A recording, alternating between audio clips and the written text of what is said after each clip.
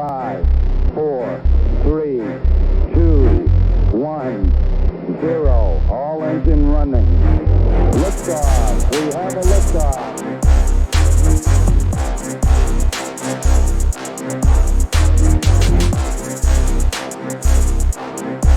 Boys, ready?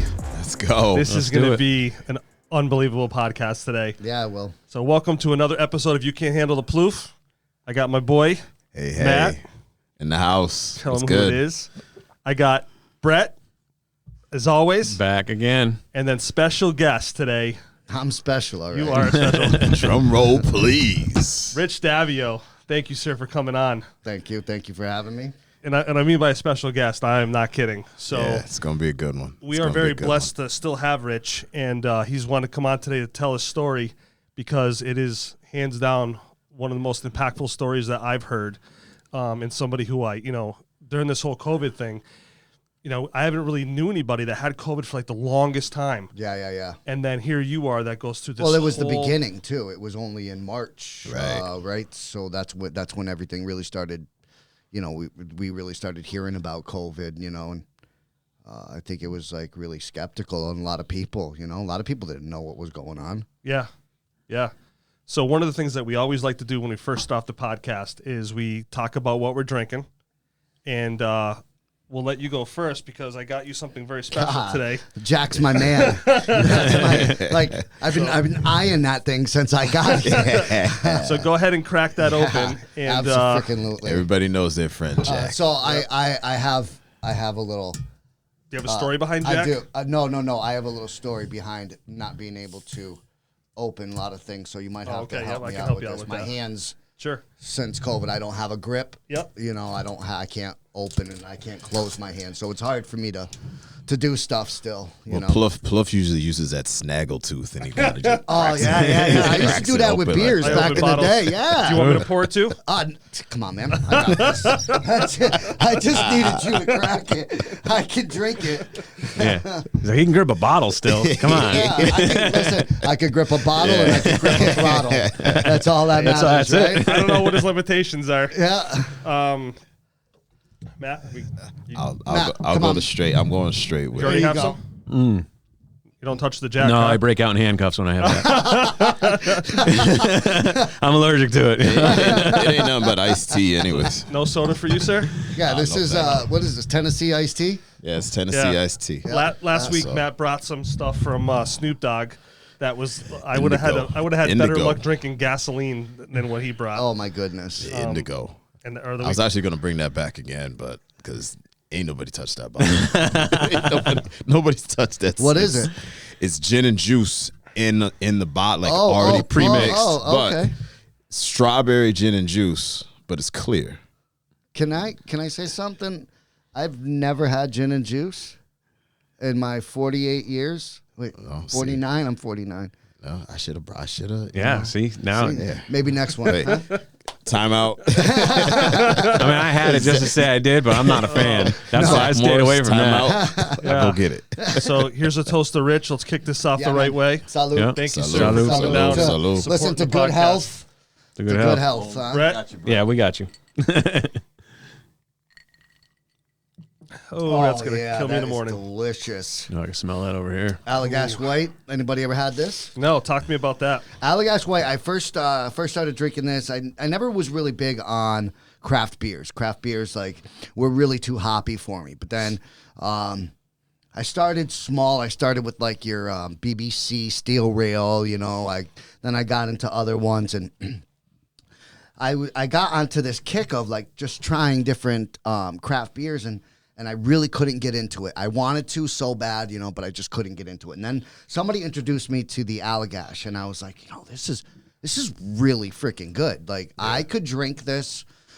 Well, a 4-pack would probably put me on the floor, but Yeah. but I could sit there and drink this steadily without having that hoppy flavor that Yeah, that's a wheat beer, so it's actually a little sweeter Right, versus the right. bitterness of and I a can't hoppy do those. beer. I can't do the dark beers and the IPAs and stuff, Yeah. which is that's the majority of the craft beer industry is IPAs because they're quick, exactly. cheap, and easy to brew. Exactly. But finding a good wheat beer is And tough. this is probably the best one. Allagash White comes in cans and bottles, but only 4-packs. Wow, it's weird. So I think the alcohol. I think it's the alcohol. The alcohol content. Or something. What is that one for an alcohol content? I don't know, but it gets me drunk. That's all that matters. Yeah. I think that's And the and more it tastes good. common thing now is the 4-pack of 16-ounce beers. Like Yes. that's like what you see kind of, especially in that craft beer space. You know, Yeah. The craft beer industry is Oh, really like boomed. It Yo, is. Like, any city around here, at everybody's least got a 4. brewery. Yeah, at least. Yeah. and Everybody's you guys got know a brewery. Treehouse bought 2 new buildings, right? Yeah. One in Are you serious? They're Oh, did they really? they're going to Deerfield. They bought an old manufacturing Oh, like it commercial is true. space. Yeah. And so they're going to do brewing in a tap room there, and then they bought a place right on the beach out on the Cape, an old restaurant that they're going to do. I think mostly tap room and pickups and stuff like that. So it'll hopefully alleviate the lines for those people who do go wait in those lines. Yeah. And make lot it of people go and to make it more central to like each part of Massachusetts, because I mean obviously where they are now is almost dead center, but now they're going to be Western Mass and they'll also be Cape, so it'll save a lot of people to drive, which I mean brilliant business model those guys got going on. But Yeah, they do. Have you guys tried the Treehouse? Yeah, I've Have tried you- it. a lot. I'm probably gonna. You're probably gonna lose a lot of ratings on this, but I'm not a big fan of it. Well, I think it's exactly what overrated. you talk. Well, it's exactly what we talk about. It's a lot. They do a ton of IPAs. That's like probably the bulk of their business, and it's the beer that you don't like. Yeah. That Right. ultra hoppy stuff. So I mean, You know what though? Honestly, I think some people drink it just to fit in. yeah. I mean, my there's opinion. there's definitely some, I see guys that are drinking these. Well, let me try this one, and you watch them drink it, and they got that sour puss face. And Because it's all got a there's definitely a status associated with it. Of course. Like, Of I got course. the 4-pack because like at some point someone probably waited at least 45 minutes for that 4-pack. Oh, yeah. Right. So it's like, Right. oh, look at thankfully I have some friends that work there, so when I need some. Even though we've done the waiting in line, I can just usually make a phone call and have some dropped off. I was gonna say, Yeah. do you do the delivery on that? Through a friend of mine. Yeah. Well, I meet up with him, Yeah. near his house. But I don't drive to Sturbridge. Yeah, because there's a couple of people I know from West Side that's what they do. They get the delivery, but of course you got to get. You just can't. yeah. You can't get a 4-pack delivered. yeah, you got to yeah, get yeah. the. You 2 know you got to cases. get the trough of Trough. of If you're gonna Treehouse, do it, you might know. as well just go all the Yeah. way. Right? What's that? Go big or go home, man. Yeah. Right. That's That's it. Well, Brett, you got to get those guys on the podcast. Yeah. Oh, Right. Treehouse? Yeah. Oh, We can, it's funny. Dean from Treehouse, who's like one of the founders. I ended up at a Fish concert with him out in at Fenway Park, and they had a suite wow. up top, and we had tickets down on the field that we were able to get through like his Ticketmaster connection. Yep. And it was raining, and so the show was delayed. So we all got invited up to the suite, partied up there for a while. Well, that's until the awesome. show started. Then we went back to our like field seats, or whatever. And then they had he's like, "Oh, I got a surprise for everybody! Surprise for everybody!" He had like 4 pallets of Julius delivered to man. Fenway, and it was gone in like a minute. Like for sale. Yeah, Like they yeah. dropped it for sale like down off the field, and like people went crazy for it. But I don't know them, very well. At least, the founders. I have a few friends that work there, but they seem like super cool guys, and like the way they treat like the people that I know that work there. I mean, it seems like a great place to work. Yeah, I mean they have a huge following. I mean, Yeah. yeah. Oh my God. when they were over here, the lines used to be down the street. And you were waiting in line forever. And at a certain point, they had I think it was a sign there that said, if you're past this point, you're not getting it. anything. Yeah, You know, And what I they mean? bought a farm where they grow like a lot of their own fruits and veggies. They do like CSA, like community supported agriculture, and sell like farm shares and stuff. It's like somewhere just south of Sturbridge, but into Connecticut. So wow. they have this big ass farm. That I they did bought not too. know that. Yeah. Yeah, That's so cool. they do fresh fruits and veggies and stuff, and I don't know if they're going to grow their own hops, but that'd be pretty interesting too. Could you imagine? Just go for the whole gusto, man. Right? Yeah. Corner the market on There's it. a place, I don't remember where it is, Hitchcock Brewery. Forget where they're located. I've heard of them. somewhere up near Deerfield-ish Yeah. area, but they grow their own hops. Like so, like when you go visit their little tap room, which is like a 4-seat bar, with taps, and right outside that tap room is rows and rows of hops. Yeah. It's pretty wow. cool. Well, Tina was working on, by the way, shout out to Tina Perrell. She was working on getting somebody on the podcast from another brewing company. And I was trying to get a hold of them. We haven't kind of connected yet, but we're going to. So those are the kind of people we definitely, Yeah, I hadn't even thought of that, but we can talk more. There's a few Yeah, other yeah. places that I kind of know Yeah. a few people. Yeah. Right, Rich. So you were talking earlier. So last year at this time, Yeah. you started having symptoms, and Yeah. So before I had symptoms, though, when it was really fresh in the news, I was making jokes about it. right. You know, I was posting stupid stuff on Facebook, like, you know, conspiracy theories and shit. You know, but I mean, I remember one day it was like right around this time, right now, as a matter of fact, I went out on a motorcycle ride. And I stopped at a bar and had a drink, and I ordered a Corona. And I said, I'm taking a selfies, like, I got Corona, you know, posting on Facebook, joking around about it. 2 weeks later, I was in the hospital. Well, 2 weeks later, I started getting sick. Right. I started feeling like the flu almost, you know. But I've had the flu before. And it was nothing, like the symptoms were 10 times worse than the flu, but they were flu-like symptoms, you know. One thing that was really different than the flu was the headaches. The headaches were so bad. The headaches were so bad, and it was just, it was so unbearable. I can't even explain it. Then I started getting like this, like somebody was standing on my chest, and I could not breathe. I could not catch my breath. I couldn't get deep breaths. Then I went to the hospital, got checked out. 4 hours later, they sent me home. No way. They sent me home. I They didn't even do. I remember that. They didn't even do a They didn't even do a COVID test. Nothing. They just sent me home. Now, do you think they didn't do because at that time? Do you think they didn't do it because it's kind of early? We don't know. Yeah, like was there any talk that might have been a thing that you had, or was it just like we don't know? Me personally, I knew I had COVID. I knew that's what it was. Them, because my breathing wasn't so bad and my oxygen wasn't so bad at that time, they sent me home. Okay, yeah, and I think that was part of their protocol, like right, because they didn't want so many people. Right. So it's like you might have it, but you're not like at that part where we're really concerned right now. Right. Yeah. So they sent me home. And what did they tell you when they sent you home? What are some of the things that you had to look for? If it got worse, come back. Okay. If they said if it got worse, come back.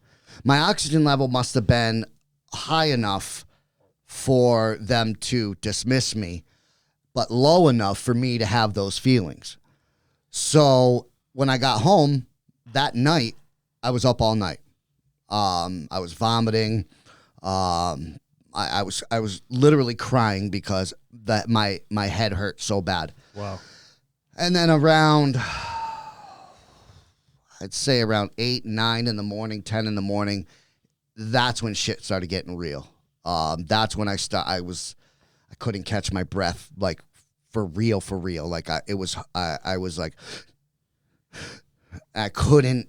So that quick. So you were at the hospital the night before, oxygen's fine. Next morning, like you can barely breathe. Yep. Wow. Yeah. Like it was like I was getting scared. Like have you ever almost drowned?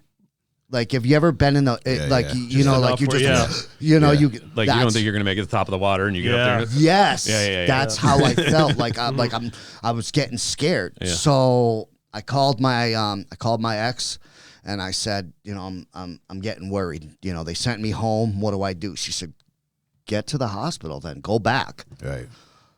So I went, and then I told them what was going on. I can't breathe. Once I said I can't breathe, it feels like an elephant on my chest. They put what's called an oximeter. It reads your heart rate, your oxygen level. Yeah. Right. And it was at 88. And the lowest you're supposed to go on your oxygen is a 94. 92 is like, you know, you're really cutting it, but I was at 88. Wow. And they were like, she looked back and I knew it was bad. She looked back to the other triage nurse and she said, get him in the ER ASAP. So they called somebody to come and get me. They were in.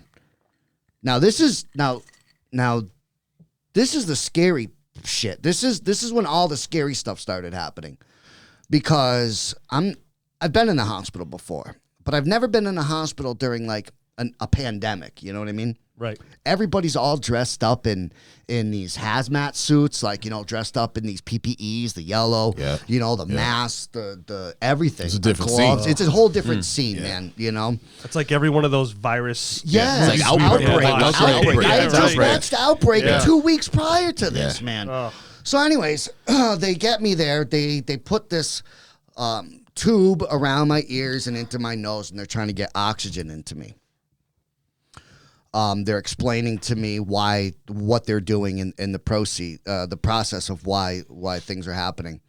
So they told me I had to spend an hour on my stomach, laying prone, and then an hour on my back, an hour on my right side, an hour on my left side. That helps my lungs fill up better. It gives it more space. When you're laying prone, you can, if you're having a hard time breathing, just so you know, if you're having a hard time breathing, lay on your stomach.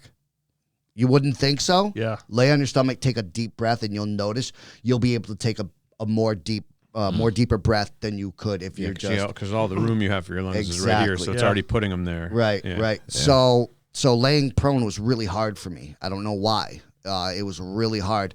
Laying on my side was getting hard because it felt weird. And they kept on saying, Rich, you gotta get some oxygen into you. We need to get some oxygen into you. You need to lay prone. But I couldn't. I was getting scared. My anxiety started kicking in, and it was just getting worse day by day by day. And every couple hours they would come in, check my vitals, they would check my oxygen, and it was getting lower and lower. Every day it was getting lower by like 3, 4, 5 points or whatever. And I remember them telling me they tried some experimental drugs with me. I don't remember the name of it. I'm probably saying it wrong. The hydroxychloroquine or whatever. Hydroxychloroquine. Yeah, right. I had to sign papers. Guys, I had to sign papers. In the condition you were in. I was all looped up. I didn't know what I was doing. So like acknowledging that, like, that if I die, I'm not going to sue. Yeah. But I wanted to live. Yeah. You know what I mean? Sure. So I signed the papers. I took the medicine, and it didn't work. Nothing they did for me worked for medicine wise. Everything that they were thinking was working for other people didn't work for me. Wow. Nothing worked for me. Then I remember hearing them at one point talking back and forth to the other nurses and doctors saying, if he doesn't get his oxygen level back up to at least 80, we're going to have to intubate him. And I knew right then and there, intubation meant for sure death. I thought, this is it. Now, were you in a room full of other people? Nope. Or you in your own I room? was in my own room, and my door was shut. Nobody could come in. If you came into my room, you had to be Like dressed. geared decked up. out. Yeah. Yep. you had to be like you're in Outbreak. Now, Right. were you? And sorry, I got to ask this question, but like, were you conscious? While all this Yes. was At going this on? point, Yeah. yes. At this point, I Yeah. was conscious. Yeah. But the drugs that they were giving me, because I was in so much pain, my head was pounding so bad that they were giving Right. me, meds and stuff. So I was in and out of it. Now, I went in on the 4th, but I didn't get put under until the 13th. Oh, wow. Yeah, so I was there for a couple weeks before I actually got intubated. So they kind of like, you're getting bad, and I remember them saying my oxygen level at one point was a 44. Oh, my God. Wow. Damn. 44. From freaking 90s to Jesus. Yeah, throughout those days, it just gradually went down, and they didn't know what to do. They didn't want to intubate me too early. They didn't want to intubate me too late. So it was one of those. It was kind of like it's either now or never. Did you have a CPAP on or anything at that time? Anything to give you, they negative pressure? You had the tubes. I remember that I had the tubes, and then I went to something else. But again, I was starting to get out of it. I wasn't really completely there. Sure. My oxygen level was really low. And you're still like Still having trouble breathing. Yeah, the whole Yeah. time. And what you're doing that whole time is you're breathing in carbon monoxide. My wife just lost her uncle to that. He can breathe in oxygen, but he couldn't let go of the CO2. Right. So Yeah. just before he passed, he was really in a weird place. Yeah. Maybe that was good for him, but yeah, I can see where that confusion would set in, and like your reality would start to because go. You're just not getting Right, enough yeah, oxygen yeah. for like vital brain function. Yeah. Exactly. Yeah. Exactly. So when I heard intubation and I heard 44, my oxygen level was 44, I texted my ex and I took one last picture. I texted my ex, Jennifer, and I said, I don't want to die. Don't let me die. Please don't let me die. So the doctors are thinking the reason why I really survived is one, because I'm a badass mofo. You are. But True that. I went into that mindset. I went into whatever I went into with that mindset of I don't want to die. Sure. I've never been one to give up on things. I've always strived to do my best and set goals. I'll tell you what, I was never really that religious when I went into the hospital, but I swear on Jesus, I prayed so much from the time I was into the hospital to the time they intubated me. Even that night, even right before they intubated me, I said one last prayer. I know I don't do this. This isn't me. You'll probably never hear from me again, but please don't let me die. Wow. So I prayed and prayed and prayed. Please don't let my kids be fatherless. Let me watch her graduate. My daughter, my oldest daughter, please let me see her graduate, Let me see them get married, Right. Let me see them have a good life. So after that picture, I don't really remember much of what happened, but I heard everything. Really? Everything, man. Wow. I saw some stuff that would blow your minds. There was one point that I thought I was actually in Tokyo, Japan. Really? You see like movies and you see like Tokyo, downtown Tokyo, and you see all the lights and the tall buildings and the neons and everything like that. Yeah. I thought I was there. I thought I was on the street corner next to a street post that I'm leaning up against talking to these two Japanese girls. Now, were you talking Japanese or were you talking English? No, I was talking English, and they were talking broken Japanese, broken English. I mean, Yeah. but this is how twisted my mind is, Right. or my mind was. Right. They were dressed up like anime girls. Like they had those really short mini skirts, the white stockings, like Yeah. ooh la la, you know? Yeah. And that's a real thing. I've been to Tokyo. That's Yeah, yeah. actually normal. So Oh, really? See? absolutely. Yeah. But I'm seeing all these bright lights, these blinking lights, and I'm hearing it's going to be okay. They take me back to their apartment, but it looks like a hospital room. Like it looks like Wow. a hospital room. So I'm laying on the bed and they're playing video games. I don't fucking know. But I can't verbally say anything. I cannot speak to them. Oh, wow. They were speaking to me. I could not. I tried so hard to talk. Couldn't talk. I tried so hard to move. Couldn't move. I had to go to the bathroom. Like, I remember this. I had to go to the bathroom. I'm sitting on the bed. I have to go to the bathroom. I couldn't go to the bathroom. And all I kept on hearing is one of the Japanese girls going, "It'll be okay. It'll be okay, Richard. It'll be okay." Wow. Oh, So so, you're appa- like hearing. So what apparently, people- I talked to my psychotherapist or whatever they are, and they said that two of the doctors that were working on me were Asian, Yeah. Oh, wow. Oh Yeah. wow, and they were females, Yeah. Yeah. just There not you wearing go. the short skirts. just not wearing the shorts. It's But- crazy how your brain will Yeah. soak this like in. the way it and then- processed yeah. that. Like And you know what? Those neon lights and everything, because it was at nighttime. The neon lights were my freaking all the monitors, all and the stuff? monitors Yeah. and all the beeping and everything like So- that was all the video games was my heart monitor and Right. and everything like that. Right. So when And- they intubated you, so that they just put that's when they basically put the tube down your throat, so you can't talk. Now, did they induce a coma like Yes, medically at that yes, time, or yes. were you still conscious with the intubation? No, they Okay, so they put did a me- medically induced coma. I remember getting Yeah. the IV, and I remember them telling me You're going to sleep basically. count Yeah, backwards from 10, yeah. and You get to 8 and you're like, out. I was Yeah. done. Yeah. But the I was interesting done. thing about coma, even if it's medically induced, when I read, Yeah. is that people will hear things and feel things Well, yeah, the whole time. absolutely. Yeah. I mean, it's because you're We could sit here. We could sit as long here. as your ears are still working. We could sit here all night and talk about my dreams that I had. Now, did you have a perception of time, like No. from the time that they Nope. woke you up? Nope. When you went to sleep? Wow. Nope. When they woke me up, as a matter of fact, when they brought me out of the coma, I couldn't talk because they had just pulled the tube out, and I had the tracheotomy. They Oh, they trached you too. Yeah. Oh, yeah. the trach- Oh, wow. yeah. I lost what I was saying.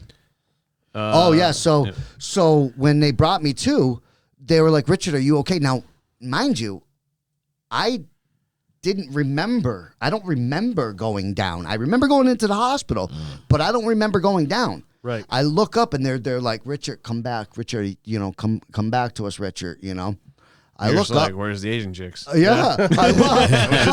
Having a good time. How dare you? Pretty close, right? Pretty close. But I woke up and I'm looking around and I see all these fucking people Right. over the top of me Yeah. in these hazmat like E.T. Remember E.T. Yeah. in Yeah. the Oh, white yeah. hazmat suits? Yeah. Yeah. That's what I felt Oh, like wow. E.T. Like I felt That like just hit home. I would have started swinging. so well apparently they had You're me tied down, they yeah. had me tied down because Right. well for one I was the hardest patient to sedate. They gave me more paralytics and more sedation medication. They said that could knock out a freaking elephant. Wow. Yeah, because I wouldn't go down. Yeah. Yeah. And Jennifer kept on telling him, Jennifer's my ex. Jennifer kept on telling him, he's not going out without a fight. Like Yeah. he's Y'all better pump that up a little more. Yeah, You like, know, I you don't know gonna if take you know him out. Richard, Shoot. but Just like, when you think you Richard- got to the end, cranking up Yeah, a those little are more. rookie numbers. When you think you gave him one, give him two. But no, it took them so much. It took so much for me to go down because I did not want to go. That I wasn't going without a fight. You ain't. I'm a small little dude, but I'll bite your balls if I got to. You know what I mean? Yeah.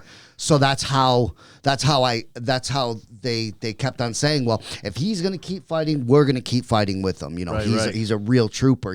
So we're gonna keep fighting with him. So when I came out, I'm looking around and I'm like, I couldn't talk, so I couldn't speak, so I mouthed,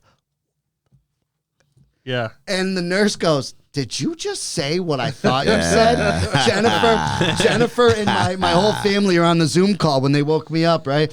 And Jenna goes, "Yeah, Rich is back." Yeah. So I didn't know where I was. 3 months had passed. Was that what it was? 3 3 months? months. Damn, 3 months. that's what I was going to ask you. How long was that? 3 time months. frame? 3 months. Damn. 3 months I was out. But in those 3 months, my heart failed. My liver failed. I went sepsis. Yep. My kidneys failed. Yep. My lungs failed. I had pneumonia 4 times. They drained so much fluid off my lungs. And you knew nothing Nope. nothing about Nope. this. And apparently I flatlined a few times. Yeah, I remember that. So that was, again, I had no clue. But in my dreams, mind you, because I could hear everything that's going on. So In you the- took that auditory stuff and you kind of formed your own Yeah. visuals. So one of another People one of usually the pay good dreams money for that that. I was in was, I was in Iraq. It was wartime. It was at nighttime, and there's all these glowing lights, like from fires and different things like that. And there was an overturned tractor trailer that was crossing the road. And my guys, my platoon was in hazmat suits because it was chemical warfare or some shit. That's what my brain perceived because I seen everybody else in chem suits, right? Right. Yeah. Right. So I'm injured and I'm on the gurney. I'm on a wheelchair or some sort of, mobile device that they got me on. And in order for me to get from one side of the road to the other, they had to push me under the tractor trailer. Oh. So when they pushed me under the tractor trailer and they went around to receive me, my doctor goes, "That's when you went to the CT scan." Oh, that's crazy. That's wild. So them bringing me freak? from the room Yeah. into the CT scan room and have you ever been in a CT scan? Oh, yeah. So a I was CT just in one a scan couple is weeks one of ago. those I've big seen it on circle TV. things. They said that by me going on my platoon That dressed you up in going into chem the CAT suits scan. was them in the PPEs, and me going through this CAT scan was me going underneath the tractor trailer. That's wild. Wow. Crazy. I can't explain them. I can tell you what my dreams were and maybe put it together somehow, but to this day I'm still trying to figure out all the different things. So- Everything that happened. So now you said you your heart failed, flatlined a couple times, whatever. Do you have any memories that you think kind of line up with something like that happening? I mean, essentially you're dying or dead. So your are you heart asking stopped. if I saw the white light? Well, just something that from what you remember that you might kind of pinpoint, like this could possibly be one of the times when, not necessarily white light, but just something where it's like, No, this could have been when and like I was think going the down. reason for that is because I was sedated. Yeah. I was under a paralytic. So it's not like something tragic like when you get into a car accident and you die or something like that, and the jaws of life come out and they pump in your chest. I'm thinking because I was under so many sedation medications and paralytics that I didn't get to experience that. Did they say how long you were flatlined for? No, that I don't know. But I know the very first time I coded, one of the nurses or doctors or somebody jumped up on my gurney and had to start doing compressions and CPR right then and there. Damn. The other times were when I was actually under, and everything was going. Listen, what could go wrong went wrong with me. Exactly. Like Yeah. they're writing medical journals about me right now about how COVID hits people and how not to give up on your patient. They learned a lot. I was told they learned so much from my experience. So I was their fucking guinea pig. Yeah, 'cause it was early. I mean, it was still early. Yeah. that No, was- they didn't know everything they thought they knew. They tried, didn't work on me. So they had to do different things. They had to try different things. Listen, if it wasn't for Jennifer and my sister, and obviously the Bay State team, I wouldn't be here. Jen and my sister put into play a lot of things that saved my life. Getting me plasma. That was all my sister and Jennifer. Yeah, So- that was a new yeah, idea. so let's when you were talk- getting yeah. plasma, that was a new Right. idea. They Yeah. said we don't have that manpower, or we can't do that legwork. Yeah. We can't do that. If you want to do that, then by all means. And then Jen and my sister got on the ball and started getting. I mean, I had plasma from New Hampshire, Vermont, Maine. I All had. people hoping they were a Yeah, match. apparently I have like 22 people's blood in me. Now, did you have the blood type that they've found that the people are more susceptible to what you went through? I don't know. I don't So know. do they know why you got it so bad versus No. someone else? No. Are you a smoker? So no. No. No, I smoke pot, but I smoke meats and Yeah. but even that's true. even my So and you've been working in the industry, cooking industry, or the dining industry, I should say, for a while. So, barbecue was my yeah. thing. So you get smoking, then you got any like cleaning chemicals. all and those stuff like that. carcinogens, my Yeah. doctor said, like they Yeah. said that I had the worst lungs they've ever seen. And you've never smoked. I mean, other than pot, never. I smoked cigarettes when I was younger. Quit when I was Yeah. in my 30s, but Yeah. But just all those, yeah. As a matter of fact, all those as a- detergents and everything as you clean a matter everything of with. fact, Yeah. I went to get my physical 2-3 weeks prior to getting sick, and my doctor, she says, Rich, you're healthy, good man. health, You're good good. health, huh? You're good. Yeah. Yeah, you're almost You know, 50. Like Other than yeah. the little, 4 or 5 inches that I got going on over there, you know, I was fine. Shit, I weighed 189 when I went into the hospital. You know what I weighed when I got out? Say, what was it? 130. I was gonna say 140, but yeah. Oh, man. Yeah. So now tell me more about the plasma. What was the purpose behind the plasma? What did that end up doing? Because I remember when they finally gave it to you, like there was some improvements literally overnight. Yes. And then you went on that roller coaster for a little bit after that. Yeah. So So the plasma, what it does is it, and if there's anybody listening and they want to correct it later on, that's fine. But from what I'm understanding is the plasma kind of filtered out my blood. It put new antibodies into me. Yep. Probably clean. Right. So I was Yeah. on this thing called the ECMO machine. I don't know what the anagrams are, but I was on that for 22 days. And what that does is it filters out your blood. I have a huge scar in my groin that I had a tube sticking out of me. oh wow. And it took all my blood, sucked all my blood out, filtered it through, and it put it into Replaced. a central line. So I have scars all over my body. I have a trach. I have this scar. I have 2 feeding tube scars. I have I have a central line. I have holes in my back from when they drained fluids and where hoses were coming out of me. It was probably the roughest time of my life, without a doubt. I was following this like every day. Every morning I would get up and look for something new. And do you know who my go-to was to find out everything was Chris Bordeaux. No shit. Yeah. I would call Chris because I wouldn't see anything. Yeah. Because I think he was talking to Jennifer. And so he would call and be like, okay, this is the update. And I mean, there was a lot of people that were rooting. And Pretty much everyone was. I Yeah. mean, it was amazing. everybody. And I remember saying, so when we watched the first video of you, when you were getting up to walk for the first time, Oh my God. that I cried. I'm not going to lie. I remember I was in a parking lot, ready to go into one of my accounts, and I was bawling. And my customer comes outside, and she's like, why are you crying? Is everything okay? And I just handed her the phone. She has no idea who you are. She's looking at she's like, who is this? And I think what got me, and I'm going to get a little emotional now, I think. But when you stood up,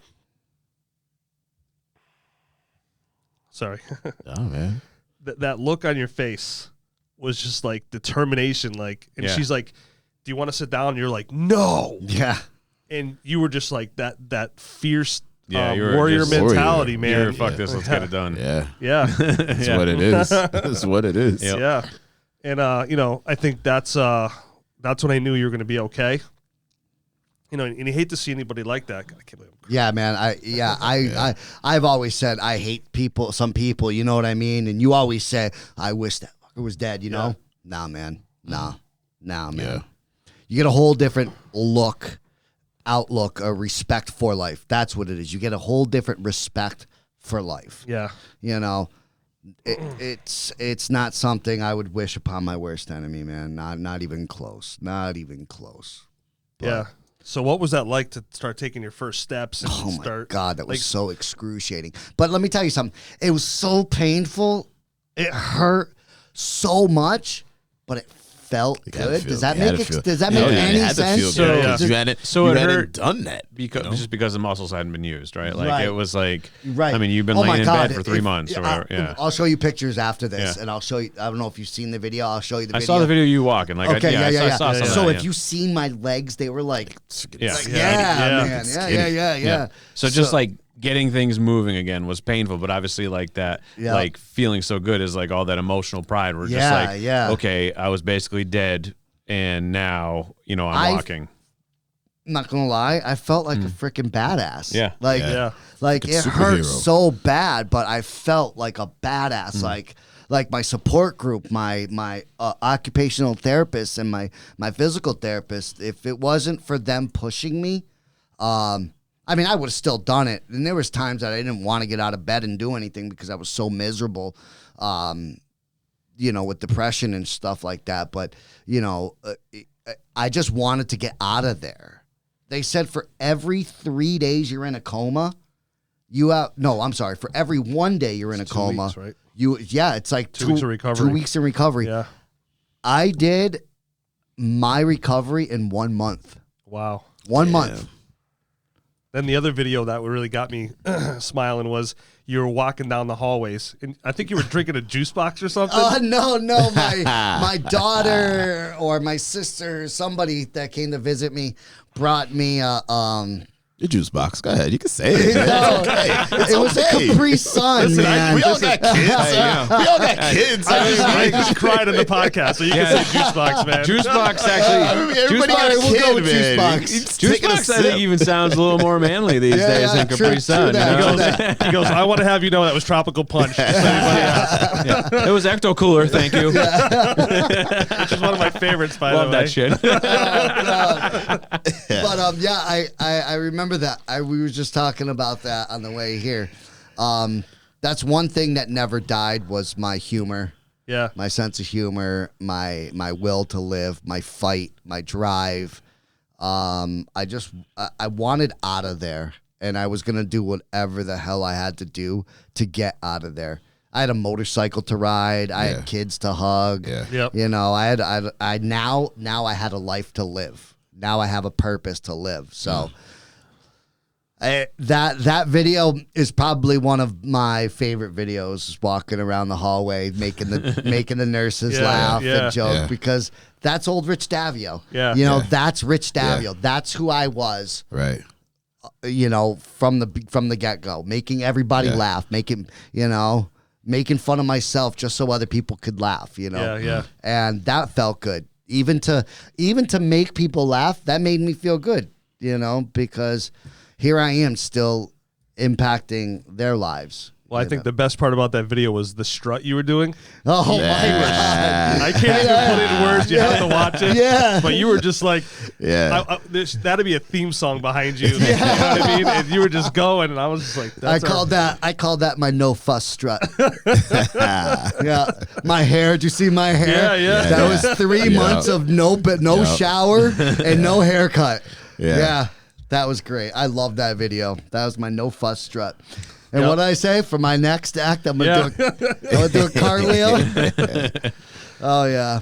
So you had to stay in there another month after they woke you up. Yeah. Altogether. Actually, I did 3 weeks after they woke me up, and then I had to pass up a whole bunch of negative COVID tests, and before I could go to no rehab facility in Massachusetts would take me without 2 negative COVID tests back to back. Yes. Yeah. Wow. So what kept on happening was I would test negative.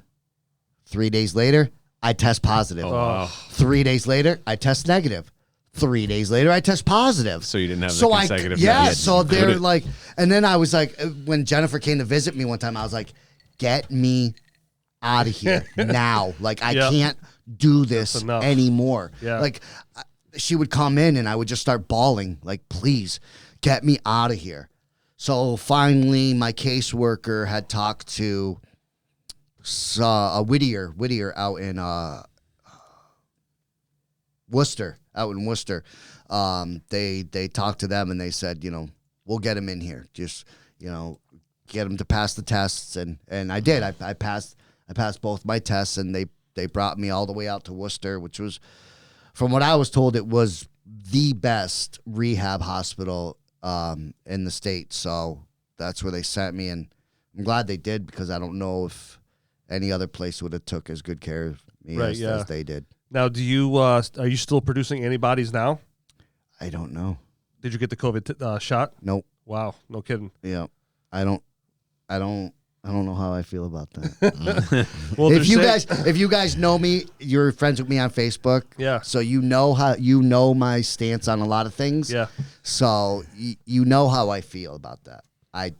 I'm not sure yet. I don't know. Well, they're still showing people that are like 8, 9, 10 months, and I don't know. That's probably the last time I heard somebody with that long, but they're still producing antibodies to this time. So I think they said up to a year. Yeah. Like I could still produce antibodies, but they don't know. Right. Yeah. So I'll have to go get tested again to see if see what my body's doing. But I know I got a clean bill of health from my heart doctor. Good. I got a clean bill of health from my pulmonologist. There's still some scar tissue. I still have some work to do.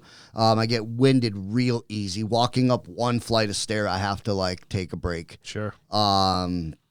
But And what about you said you had issues with liver and kidneys while you're out. my kidneys are fine. My liver's fine. Like at Bay State, they call me the miracle guy. Like they thought at one point I had 5% chance of living. Yeah. Yeah. Like they gave me my last rites like 5 times. Wow. I mean, they told my ex and my family, say your goodbyes because he's not going to make it through the night. Yeah, I remember that night that like literally everything shut down overnight. Like you had multiple organ failure. Yeah. And it was just like the next day. Yeah. That night, they're like, okay, he's getting better. I'm like, how is this guy pulling this off? I like, remember Wayne had sent that post and I'm I'm religious family. I started praying and I think it was like that week. It was like what happened? Yeah. It was you. Your prayer saved me. I mean, guys got some powerful prayers. Yeah, He does. so we should give out a shout out to Wayne right now. man, Shout out to Wayne and Matt's prayers. I asked Wayne to come on, but he's like, I'm not interested. And I absolutely love that guy. Yeah. I love him so much. Ask him what he's doing with his motorcycle. Wayne, we're asking. He's going to have to ask that It's gonna question. be out there. How do you go from riding a motorcycle to being this big bad Harley rider to Here it goes. a pedal bike? Oh, whoa. Did he sell his bike? Wow. He's trying to sell it. I know. I know he It's posted a it for sale. gorgeous bike. Oh, it's beautiful. It's Yeah. And he just want it. finished it, Yeah. didn't he? Yeah, Like yeah, a year yeah. or two ago? Yeah, it's a gorgeous bike. So if And now anybody's he's- looking for a nice, But he's been riding nice bicycles. motorcycle, He's been riding bicycles for a while too. I call him Lance. But I wonder if he's got the little card on the back with the clothespin. Yeah, he's got the streamers off the handlebars. Don't worry. Put his cards It's the only in. bagger with Remember doing that when streamers. we were kids? Yeah, he's like it's the only bagger with streamers, no. but they match the paint. So it's fine. Yeah. Whatever you Wayne, do, we Wayne. coming for you. Yeah. We coming for you tonight. Yeah, you're gonna have to come Bullshit, on. he's coming for me. Let's just talk shit about Wayne for 5 minutes, so he has to come on and defend himself. He is hands down one of my favorite people in the world. So Yeah, shout yeah. out to him too. Yeah. You know. I remember we were growing up as kids. I remember I got him in a lot of trouble. Like I got him in. Like I think I gave him his first beer. I remember him doing sliding down my stairs on a 30-pack of beer. Yeah. You know, Cardboard, on the cardboard, landing into those old house. They have the furnaces. Oh yeah. The old steel furnaces, Oh, cast iron radiators, Yeah. slamming into that, laughing his ass off with a 2-liter. This kid filled up a 2-liter of beer. He dumped out all my soda, dumped out all the Coca-Cola, and filled it up with beer. Like, what are you doing? Of course, he was 21 when this happened. Yeah, absolutely. He was absolutely 21. Yeah, I remember one time I had moved away to Maryland. He was out with some friends, apparently past curfew, and his mom, my aunt, called my mom and said, "Where's Richard?" I'm like, what do you mean, where's Richard? Wayne's not home. I know he's with Richard. Where is he? Like, Sandy, Richard's been in Maryland for like 6 months now. Like, why? Just because I'm the black sheep of the family. I mean, come on. Doesn't mean that I'm the instigator. I mean, I was, but I remember when he went away to Marine Corps. Remember at comp, he was just like little short kid, playing football for Chicopee Comp, and then like a year later, he comes back from the Marine Corps, and I'm looking up at him, going, "Who the fuck are you, dude?" Right. Like, oh my god, Right. Like, Yeah. damn, you're my little cousin? Jesus. Yeah, now he's really big now. We all are, man. Yeah. I don't know where this came from, but it is not That's going away, called man. good living. That's called living your best life. That's it. That's happiness. That's what it is. My It wife is. can cook, man. Just pounds of happiness. I blame her. You know, it was funny. We were looking at some old pictures a while ago, and found my old weightlifting pictures, and she's like, who's that? I go, oh, okay. All right. Okay. I said, don't think this doesn't bother me every time I look at this picture. So my self-esteem just went through the roof. Thanks. Yeah, thanks for that. Yeah. I'm going to cry myself to sleep now. In a fetal position. So what kind of, what are you dealing with now that you are a year later? What kind of... Again, like I said, it's more stamina, getting my lungs back to, they'll never be 100%. Right. But as you can see, it's hard for me to take deep breaths. So, doing respiratory therapy, which is a lot of cardio stuff. Yep. Getting my lungs to expand. The hardest part, God. You got a spirometer. Yeah, but I don't use it. The tube thing. Yeah, where you I gotta don't- inhale. yeah. And the little keep the ball up. Yeah, above I it. don't do it. It's hard. It's frustrating. Yeah. Yeah. You know, because Yeah. it's not a game. She's, my nurse was like, just act like it's a game. No, it's not a game. Right. This hurts. Yeah. But the most trouble I'm having with, to be honest with you, is depression. Really? Yeah, depression, anxiety. You have any flashbacks, anything like that? Yeah, I have really bad night terrors, man. Like the nightmares are just like. Can't even imagine. About a month ago, I was laying in bed, and I got this dream that I'm at my restaurant, and I got a pissed off customer, and he started swearing at me and throwing plates at me, and then all of a sudden he took a stack of plates, threw it at me, and it hit me. I put up my arm, and I felt that shit. Like I felt it, and I lunged at him in my dream. Like I thought it was real. I lunged at him, and I went to grab him, and all my girlfriend heard was "mother," like really loud, and I lunged at him. And when I lunged at him, I actually lunged out of bed, Oh, wow. Wow. smacked my face against the nightstand, got a black eye, and now I'm wrapped up in a ball in the covers on the floor. And she's cracking up at me, laughing at me. But here I am Right. on the floor with a big old, I always tell people she kicked me out of bed. I felt something And in now the the back. truth comes out. Yeah, that's what He's I'm being saying. This is abused. what he gets when he brings home the wrong beer. Yeah, that's right. But no, I have a lot of dreams. In my dreams, it's not like any other dream. They're vivid. They're so vivid and realistic that I could touch and I could feel. Wow. It's intense. It's insane. I wake up screaming in the middle of the night sometimes. But a lot of it, like yesterday, I had a really bad day. Like I did not want to leave my house. I did not want to get out of bed. I lost a lot, man. Sure.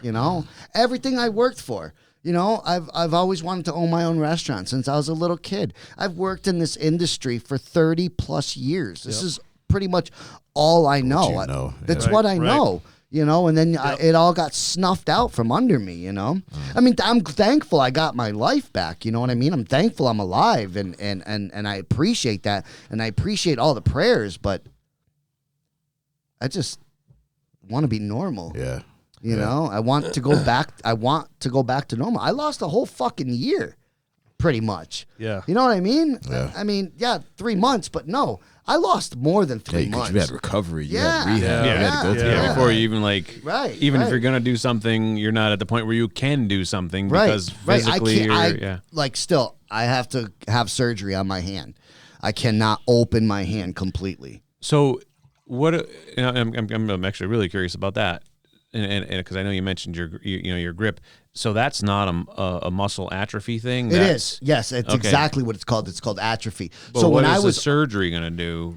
I mean, 'cause- so what I'm supposed to wear a brace right now, but I didn't want to come on here all looking. okay. Oh, so are you? So I'm supposed to be in a brace. So your tendons are too tight. Exactly. Yeah, so Yep. loosen them Okay, up. so they tightened up for inactivity. Yep. And now you need to stretch Well, them back they out. strapped me down. Yep. They strapped me down, and they didn't do anything. Well, I was supposed to die. Right. Yeah. So they weren't doing any So your tendons need to be stretched back out, and then you'll gain the mobility. So as you gain the strength and do the stretching, okay, Exactly, that's what I was curious about because, or they can do surgery and graft the tendons to extend them, right? Right, exactly. Okay. Yep, yep. So they want to get them pretty much a little bit more straightened than what they are. Yeah. And then do what they can do. Apparently, the surgery they're gonna cut from here all the way here. Do something in there to stretch it out, but every week, every month, it gets worse and worse and worse. This gets all cramped up. My forearms get cramped up. That's gotta hurt too. My elbow, my shoulder. It's starting to go into my shoulder. But now, do you do any like massage for it? I have a roll or anything? No. Or? So what I do is like sometimes she'll stretch my hands for me and then rub them and massage them and stuff like that. I have this wax bath.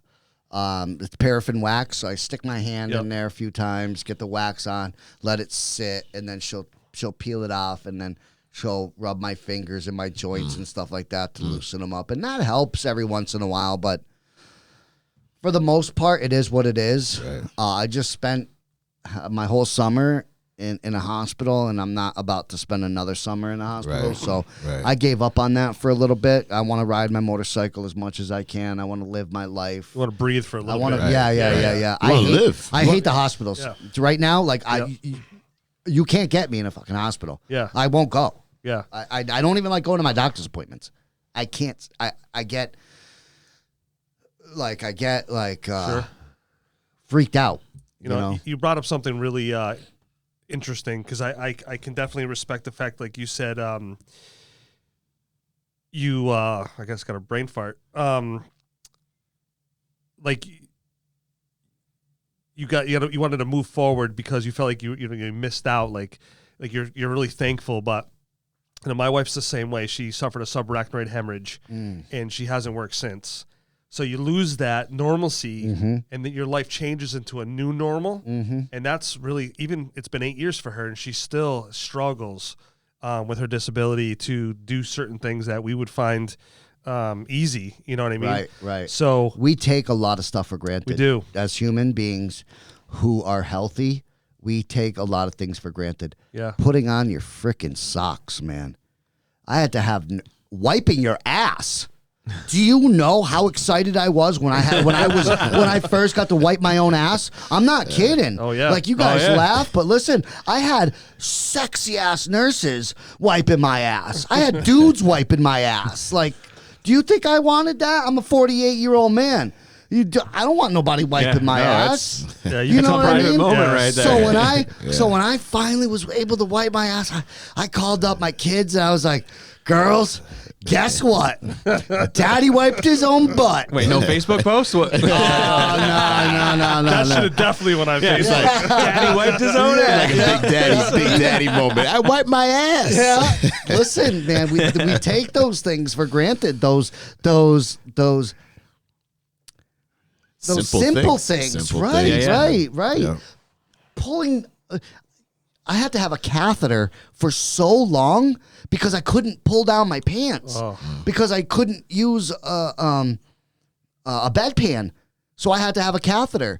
I could not. In that video, I don't know if you guys seen the picture of me leaving Bay State when they gave me that cold Rocky, and I was in the ambulance with my hands like that. You know, I practiced that all night long when I found out I was getting released. Your hands just up. to try to raise my hands because I could not get my hands from my side. Wow. So just to lift them like that in the gurney, you couldn't see, but because I had my mask on. Right, yeah. But you could see if you do it close up, you could see my eyes struggling. I was trying to.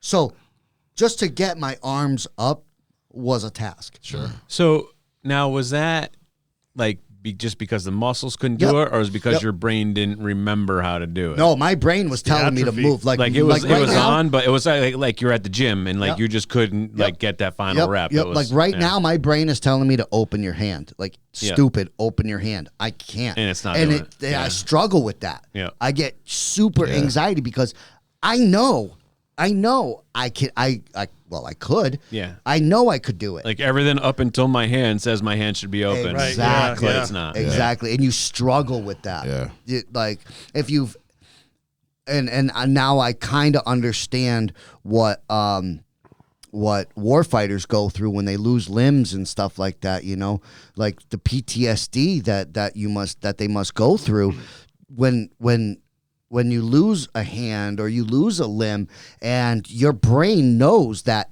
it was, wait a minute, it was just there. Yeah. Like I know it was there, but then you can't use it. Yeah. And it really takes a toll on your Like mind. you're trying. Yeah. You're really trying. Yes, and it's so frustrating. A simple task. You're trying to do this and you just can't. Do you know how hard it was for me to tie my own shoes? That was so tough. I had to have my kids tie my shoes.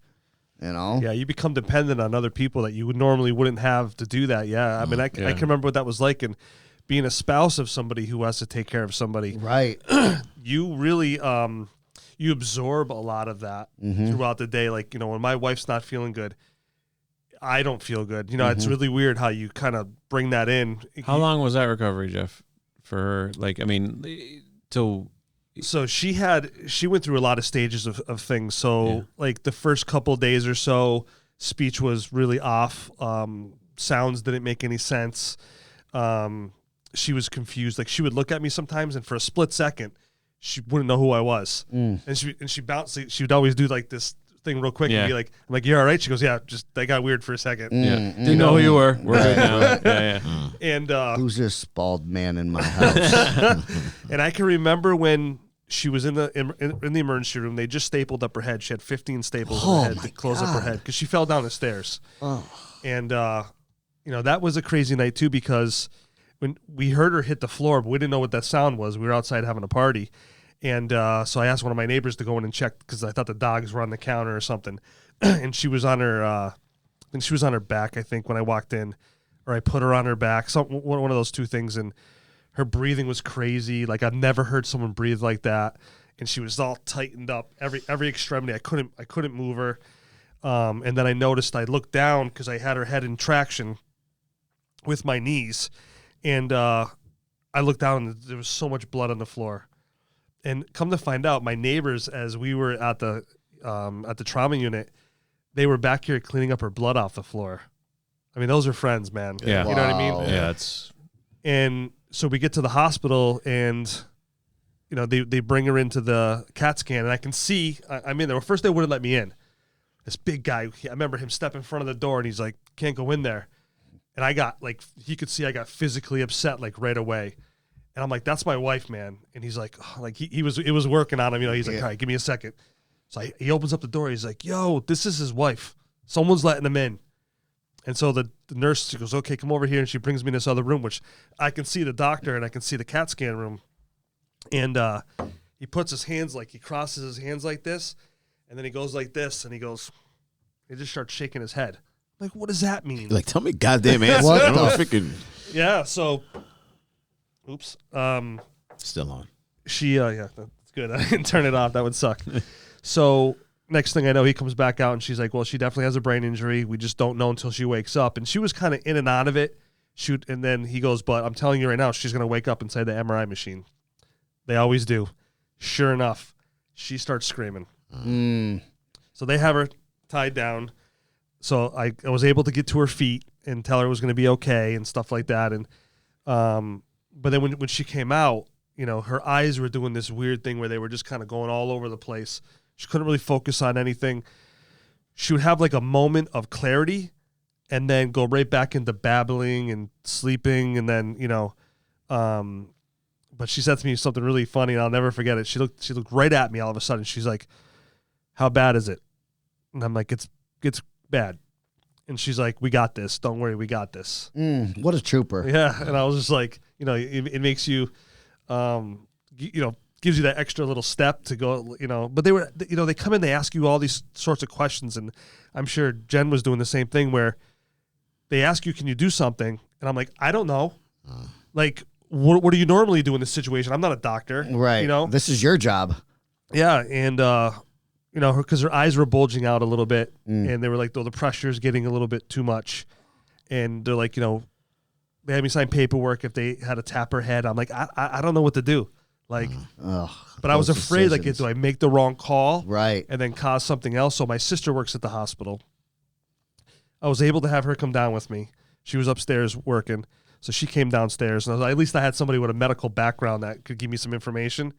And then, so we were at the hospital for a little while, and when she came home, she had to have physical therapy, she had to have speech therapy, those kind of things, and she bounced back fairly quickly from the, like, how you would physically look, but the other stuff is not been not healed. So, you know, it's like computer work, or she never watches TV really. Telephone calls terrify her because the concentration level that she has to get, even for a simple phone call, I have to take care of all those. So you assume all these responsibilities that you didn't have before. Right. And then, you know, then you have to fight with the insurance companies and then fight with the doctors. And we had a couple doctors that I would have loved to be in a ring with them for 5 seconds. Oh, yeah. Yeah. And, you know, when you speak up too about, and I'm sure, you know, you're the kind of person I know you speak up, they make you feel like you're wrong for speaking up about your health, and they kind of belittle you. Yeah. And I remember, I'll never forget the day we were at the doctor's, and I'm looking at this guy's name tag, and it says physiatrist on it. And I'm like, what is that? I don't know what that is. I've never heard of that before. I know a lot of shit. I don't know what a physiatrist is. So basically, he just deals with the head to the toe, but he's like not a expert in anything. So like physiologist, psychologist type guy. No, so just I don't think he deals with the mental part of it. Yeah. It's just the physical part. So he put her on Topamax, and Topamax, when you get to a certain point, they call it Stupamax because you become like a zombie, and that's what she was getting. Like, I would come home, and she'd be like in so the chair, lethargic. Yeah, you know, and I'm like, "Are you okay?" And she's like, sucks. "I just been here all day." Oh my god. You know, I'm like, "Okay, well, this isn't good. We're not doing this." So we went down there one day, and I said to him, as I was looking at his name tag, I take my phone out and I start Googling what a physiatrist is. And I'm like, "You got to be kidding me!" So I look at him and I go, "Hey, time out." I go, I love this. Time out. Yeah. I go, "You're not a person who deals with brain injuries." He goes, "Well, I deal with them, but you know, I deal with a whole bunch of other stuff too." I go, "So you're not an expert? Like, I need an expert." And he got all pissed off at me. And I said, "I want you to treat her like you treat your own wife or the president, man. Yeah. That's the least you could do." You know? And like it just goes on and on and on. And then we get into another doctor who she went out on maternity leave, but we got her physician's assistant who basically called my wife, asked her if she was a drug abuser. Now, keep in mind, my wife was an executive at Mass Mutual, a Girl Scout leader. Not to say she couldn't be doing drugs, even if she did those, Right. but she's not. And I sat there for a second. I'm like, "You have to be kidding me." I said, "Oh, we're all done. Let's go." Yeah. You know, and we walked out, and she did some really unethical stuff right afterwards, but it got us to the doctor that we have now, who is a phenomenal individual, who hasn't given up on her. Because she's been on so much medication, nothing's worked. Right. You know, so hopefully what we're doing now is going to work, but we haven't really seen any big benefits. Everything has just been like slivers of benefits. Yeah. Sometimes even those little sliver of benefits are something that's a little hopeful, you know? Right. Yeah. So yeah, I mean, it's positive. It's a Something. small It's a long road. positive. And how long Yeah. ago? How long has it been now? so this has been 8 years. It'll be April 27th, 8 years ago. Yeah. Wow. Yeah. You know, and you have a lot of stigma, which really pisses me off about, you know, my wife has always had high integrity, high integrity. And you go to some of these places and they look down at you like, just because you physically don't look like you're hurt, you know, like you must not be hurt. Right. But have a conversation with her for 10 minutes and you'll start to see things. Her eyes don't work the same. They're off. Her eyes work independently. We had to go see a special eye doctor for quite a long time just to try to get. And the first time he looked at her, he goes, "That's not right." You know what I mean? Like all these people that we go see, like are specializing in what they specialize in. Like we're there for 5 minutes, And they know right away. They know right away. Something's not right. Yeah. But Yeah. you go to like these generalologists, we'll call them, I guess. I don't know if that's a word, but where it's like, oh yeah, It is tonight. Yeah, it is tonight. And one of the things that I'm very blessed on, and because we say all the time, we don't lie, we're honest about everything, because you're dealing with insurance companies, right? Even like long-term disability people. All the independent medical examiners that they send us to all say the same thing. Like, she's never going to return to work. She's going to have this issue forever. So I think that's some solace to us. Like, those people don't work for us. They don't have nothing to do with us, but yet they see, so I can't imagine what you're going through when you have these issues that you're probably going to have some of these for quite a long time, if not forever. Yeah, I think so, too. So, that's... let's talk about the future of damn Yankees. I mean, so I know that obviously barbecue. You had to shut down before you had to shut down. Yeah. So I can't help but imagine that it's something where you want to start it back up. So let's talk about. I'd like to, but at this point right now, it's probably a no-go. I can't do barbecue again because I can't inhale all that smoke anymore. Damn. Okay. So barbecue's going to be out of it.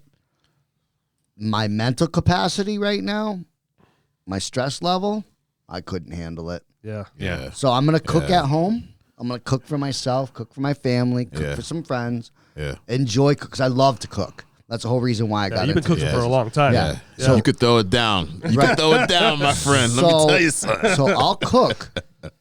But in that kind of capacity again, owning a restaurant, it's really stressful. Yeah. I don't know if you know any restaurant owners aside from me, but I worked in food service for first 10 years of my employed life, so it's really stressful. I wasn't running anything.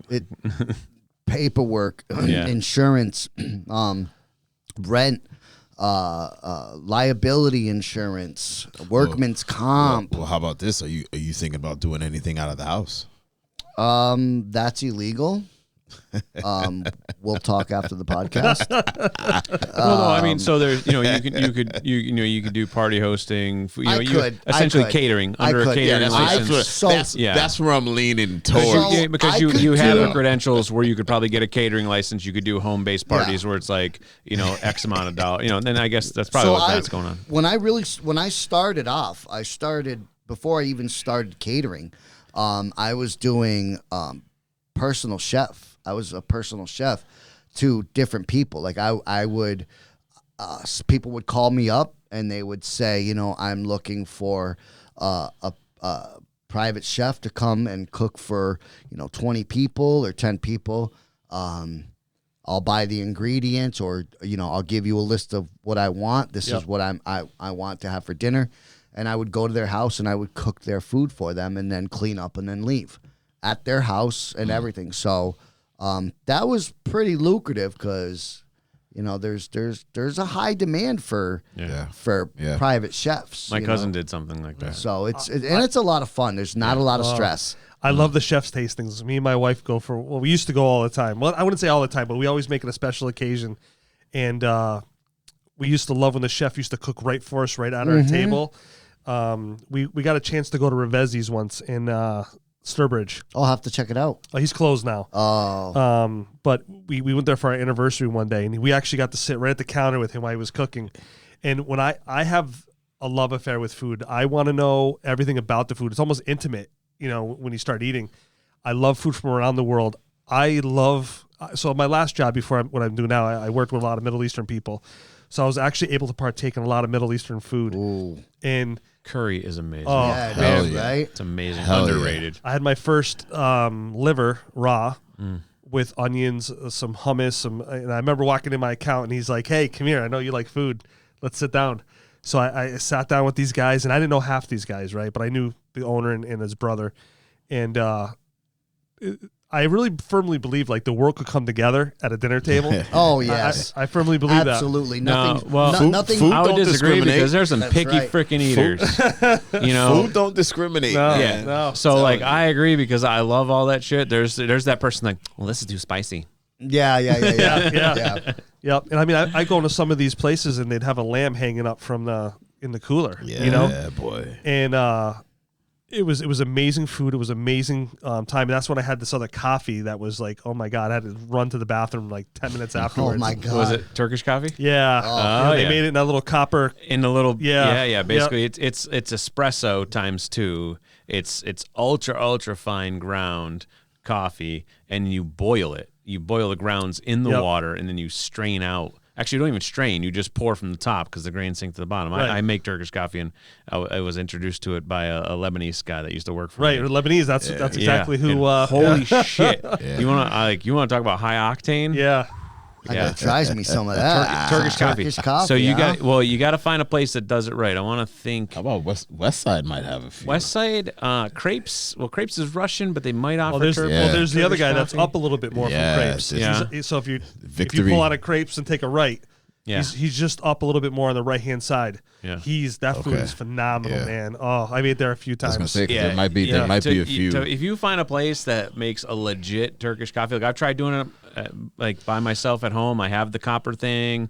I got the little seasoning. I got the ultra fine grounds. It's still like I nothing like I still them. fuck it Yeah. up. You know, you got to find a guy who knows what he's doing. And I'm gonna do some research. no Yeah, shit. yeah, I mean, Yeah. you feel like you just drank an espresso for the next 12 hours of your Yeah. life. Yeah. Like it's Yep.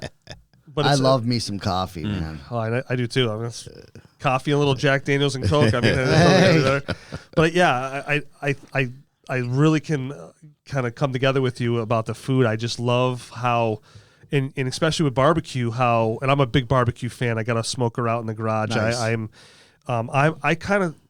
I'm a connoisseur sometimes, like when it comes to certain things, like barbecue. My wife is always like, every year, she's like, fire that thing up, let's go. Nice. And but there's a love affair with barbecue. Like, you have to have patience. You have to.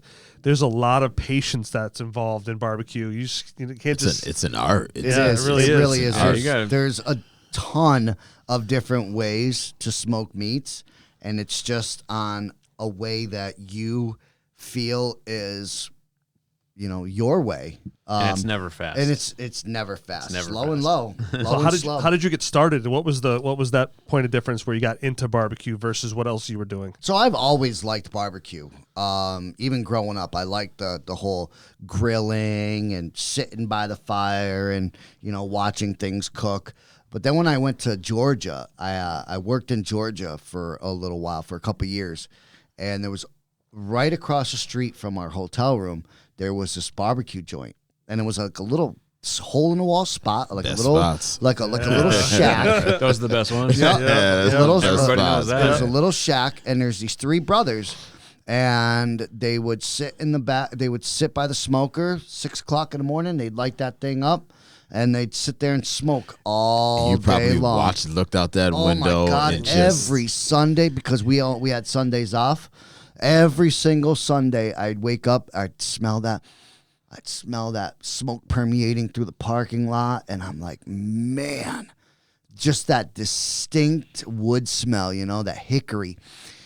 So I would go outside and I would walk across the parking lot, and I would see them, and I'd get to know them and find out what they do, what kind of wood they use, what kind of cuts of meat they use, seasonings and spices for different kinds of meats, and different woods for different kinds of meats.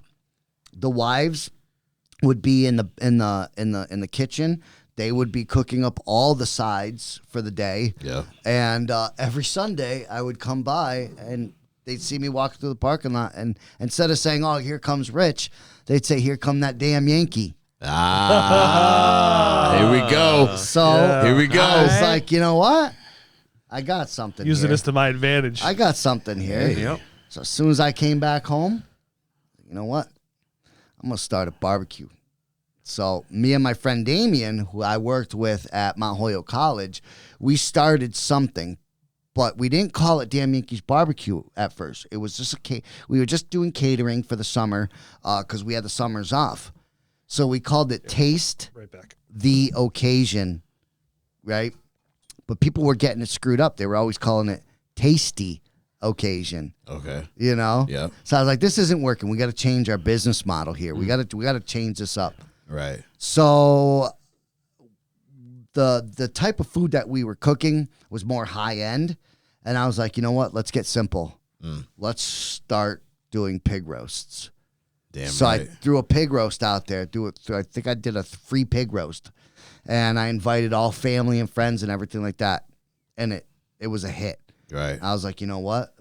Let's start this. Let's start a barbecue. Let's change our business model from our high end, you know, and let's do something that everybody can enjoy, you know. Right. So we started. That's when I said, you know, let's call it Damn Yankees Barbecue. And it's crazy you say that, because every time, I mean, even the times when I would head over there, when you're at the waterfront, anything that you posted, you know, I said, damn, I go, where does Damn Yankees come from? You know, like, where does the name? Where you know what I'm saying? Like, yeah. and now you saying that. Yeah, it was like someone that just like was a really big Red Sox fan, and they're Well, like, I damn used to those get that all the Yankees. time. People used to always ask me, Yeah. "Are you a Red Sox fan?" Yeah. This has nothing. I used to tell people the name has nothing to do with sports. Yeah. Nothing Yeah. to do with baseball. And then I would tell them the story, and they'd be like, "Oh, that makes sense." But then it's crazy, because again, I've many dishes over there. The southern taste, because then you get the flip side of it now. Yeah. You know, name's Damn Yankees, but it's got that southern taste. Yeah. And I'm scratching my head a few times. I go, I don't know who's in the back cooking. I don't know where he learned all these recipes. But I'm He like, ain't a yo, Yankee. like, yeah, that's what I'm saying. Like, this ain't no Yankee making this food. I'll tell you that right now. Listen, my collard greens. I love those. I used to have a Southern black lady come in, and she was an older woman, and she came in and she was like, "These are the best collard greens." Look, I hate growing up. Hate collard greens. You really? Hate. I would be at my grandmother's house, you know, when after church, you know, my parents we go to my grandmother's house right down the street from where they had the St. Patrick's Day parade. They would be like, before you go down to the parade, you got to eat all your like, I would literally, you know, get a glass of juice. I'd be like, Oh, no. I Oh, hated my God. them. Yeah, yeah. That's Hated how I them. was with peas. So to this day, I would never, anywhere we go, the first time when we went over there for Father's Day, and it was that's what I remember. It was freaking mac and cheese. It was collard greens. It was cornbread. It was the pig. And Mir's looking at me. She's like, "Yo, you gonna eat the collard greens?" I'm like, "Yo, did you taste these?" I go, "Yo, these are banging. Like the best I ever Collard had." greens are tough. I mean, Yeah, collard greens It just are tastes tough. like really Yeah. nasty spinach. Yes. It really Yes. does. No, You know, yes. nobody likes No, spinach. I love spinach. But- you know what See, collard I like greens spinach remind me when of? it's done right, Yes. just like I like collard greens. But collard greens are even tougher to do Yes. right than Yes. spinach. But whatever twist, and that's why, you know, like, that's why I'm going back to the Yankees thing is whatever southern twist you put. So I put every different region of barbecue into mine. I made it my own, and that's what makes chefs. Yeah, so you didn't regionalize it. You didn't do what everybody else was Exactly. doing in the People same are spot. like, you Yeah. people took are like, this, well, this, you're this, Southern and this. style barbecue. What Southern? What are you? I'm South. I'm the South. Yeah. I have Texas. My brisket was Texas style. damn right. My pulled pork was Georgia, but I added. Now take notes. I added Trade secrets. Yeah, here we I go. added brown sugar to my rub Oh, yeah. to make it I still remember. more northern. I still Yeah. remember You that. know, that Yep. sweet Yep. kind of The flavor. caramelized, Right, yeah. right. I brought that. I brought the the northern flair or the southern flair to the north. Yep. And I also brought northern flair into the south. Like with my collard greens, my collard greens were straight southern. No northern, nothing. No Check, nothing. please. Yeah. They were Check, please. straight southern. My brisket, like I said, was North Carolina. My sauces, some of my sauces were Carolina with the vinegar and the mustard base. You know, Did you make all those sauces by hand too? I like did. All from the I ground had up? I had 5 different Yes. barbecue Oh. sauces. Yes. I made every Yes. single sauce from So just scratch. because I think food is very Yes. orgasmic, I want to hear them and tell them very slowly to me. Okay. So I had nice and the soft. And we Put can that soften it deep up a voice little out. bit. Put that deep voice I out. had the Kinda like pillow Carolina talk. Gold. I had the Keep going. bourbon barbecue. It's that Jodeci. With Almost that, there. Almost there. Hold on. Sweet hickory. And then one, I know you're going to love this. You mango me crazy. Oh. Which I won first place for. Did you really? Yeah, I won first place for my barbecue. You know, I won first place for my wings too at Mohegan Sun. No kidding. I went to a Mohegan Sun barbecue competition. Now, I'm not one. I don't like to gloat. You know what I mean? I'm not that kind of guy. If you like my food, you like my food. Thank you. I really appreciate it. But I don't do it for the recognition. I do it because I like to make you happy. I like to make you happy. I like to make you happy. I love what I do. So I never wanted to do this competition. I did not want to do it. One, it would have to take my whole entire team to go to do this competition, right? I didn't want to do that. My sister-in-law was like, "But I know you're gonna win. I know you're gonna do good. You gotta go. So I was like, she paid for my entry. She paid for everything. She paid for everything for me to get in on this. And I was like, fine, if she's gonna pay for me to do this, then I'm gonna go and do it. I said, but I'm not doing any more. I won first place, and I said, you know what? I'm done. I got my accolade. Okay, I know I'm the best. I don't need to prove that to anybody. Yeah. You know, I don't need a plaque. I don't need a ribbon. I don't need trophies to say I'm the best. You say I'm the best. You say I'm the best. You say I'm the best. That's good enough for me. Right? Right. Why do you need... And I get why people do it. Because there's a huge paycheck in it. You know what I mean? Yeah, yeah. But you also get bragging rights. You know why I don't like bragging rights? You know why I don't like gloating and saying I'm the best? Because I think my brother told me this one time. If you gloat all the time and say you're the best and say you're the best and say you're the best, that one time you fail, people are going to go, I thought you were the best. I thought you were the best. But if you're modest and you say, thank you, thank you, thank you, and that one time you screw up, people are going to go like, it's okay. That's all right. That's all right. Yeah. You know, everybody has a bad day. Sure. But you keep gloating. You keep saying you're going to reach for the fence. You're going to reach for the fence. You're never going to live it down. But you keep yourself modest. You keep yourself grounded. You hit that home run. That's right. People are going to say, damn, where did that come Yeah. from? right. Just get yourself on the map. That's right. You know. Speaking of maps, did you go to the new place in South Deerfield? No. So I had a world map that I put up in my restaurant. Oh, where you put the pins of the visitors. Love those. Oh, that's sweet. Love those. I had people from all over the world. Really? Russia, Japan, Australia, freaking Zimbabwe. I had people from all over the world. Sweden, Norwegian?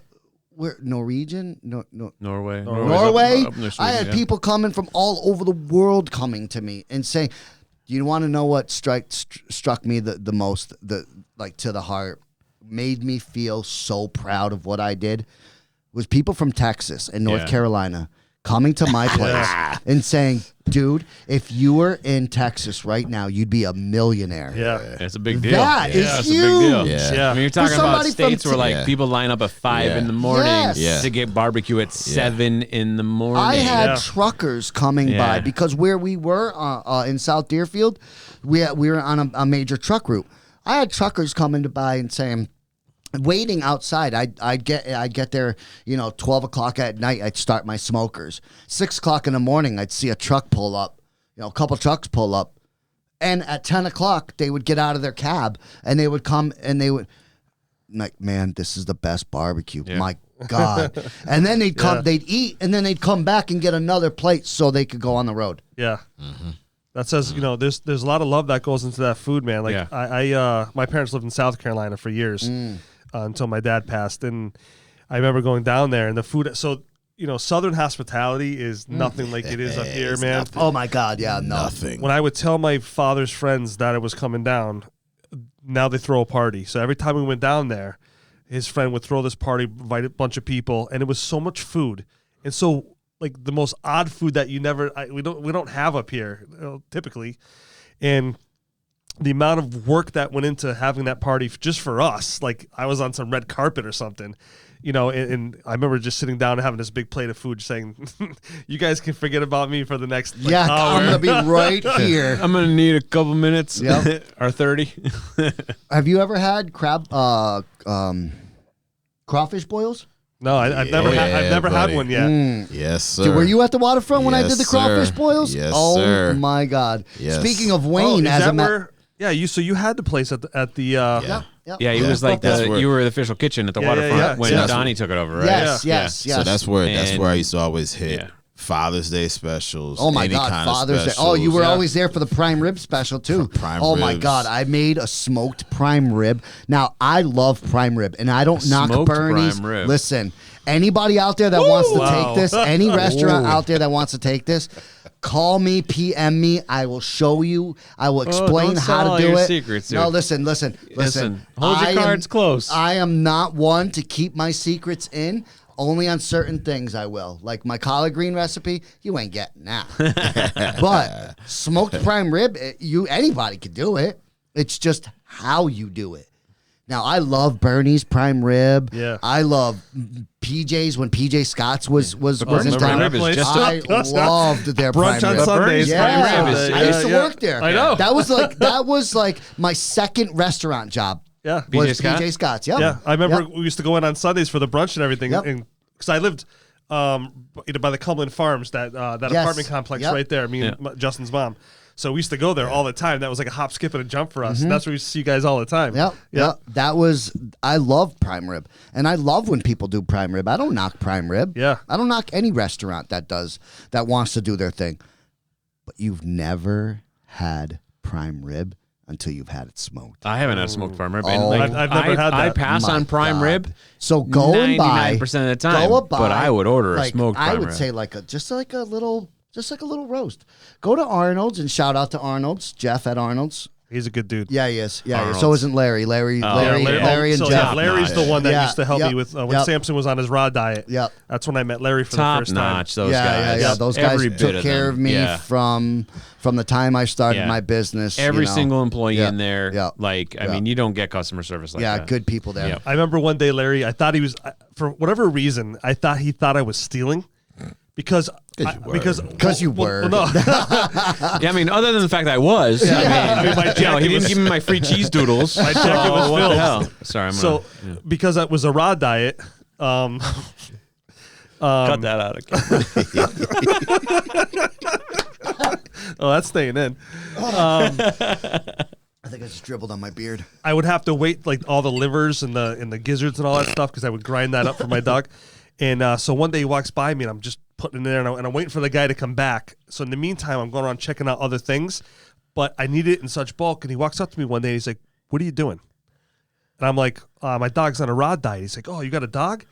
I'm like, "Yeah." He goes, "You got a picture of him?" I'm like, "Yeah." So I whip open the phone and we start talking about the dog. He's like, "All right, well, you can't buy it like this because that's too expensive." He goes, "Buy it in bulk and I'll take care of you."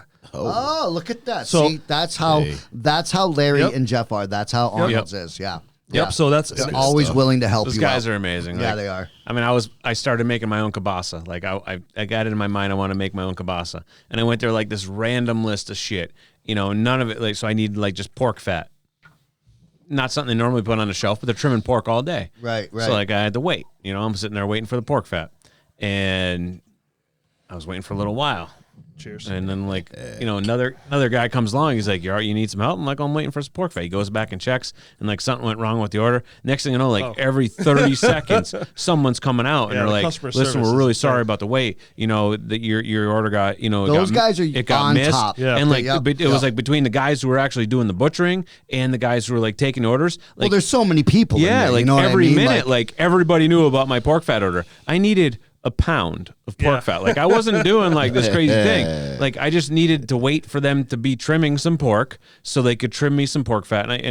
But it was like a constant update because my initial wait was like more than 5 minutes. Oh, right, right.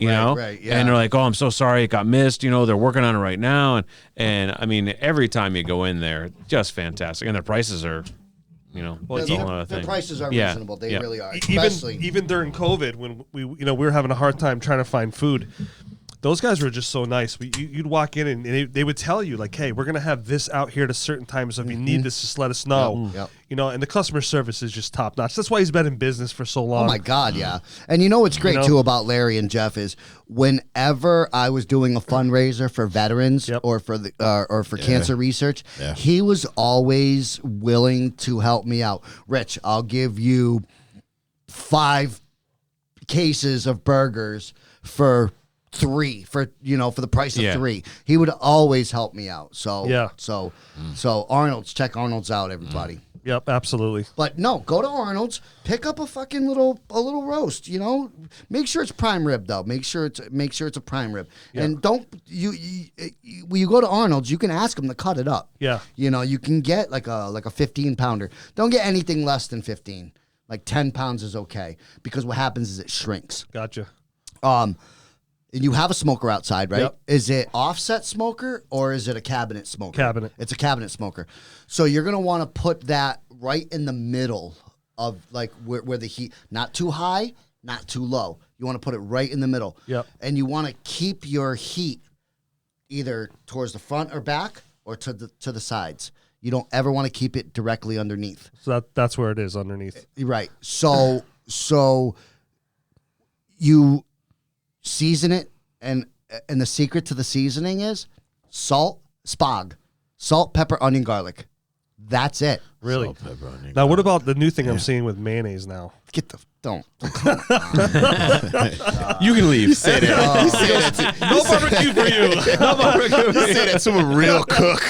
So no mustard on, either? man. No mustard God, either? Okay. Dude, listen, all those people, and all you competition guys out there that put mustard, mayonnaise, ketchup, or whatever they put on your meats, dude, put that on your other meat, not on the meat that you're going to eat. It's useless. You know what they say that stuff's for? Because the vinegar in the mustard helps break down the Tenderizes fat. it. Yeah. Listen, no, it doesn't. No, Salt it does doesn't. too. Thank you. Spog. Spog. You already got it. Yep. It's the first part of spog. That's it. Yeah. Salt, pepper, onion, garlic. Yep. That's all you need. Salt That's breaks down the all fat. you need. That is going to go up in the comments somewhere about here.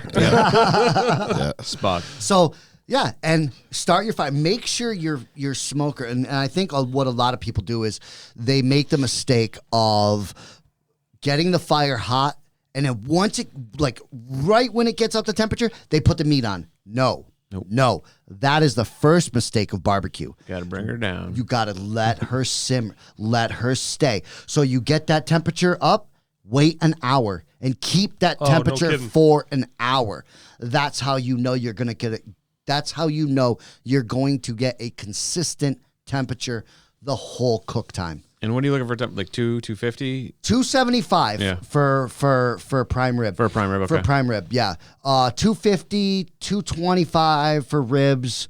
300, 325 for pork butts, pork shoulders. 275, 300 for brisket. And then how many? Like you got an hours per pound type thing? Exactly. Yeah. Exactly. I don't know about you guys, man, but I'm getting a little hungry. Kind of getting hungry. Listen, I'm plotting. Like I'm in my head right now plotting. I got some frozen chicken upstairs. I don't know what we can do with that right now, but let's go. Like, Arnold's doesn't open until tomorrow.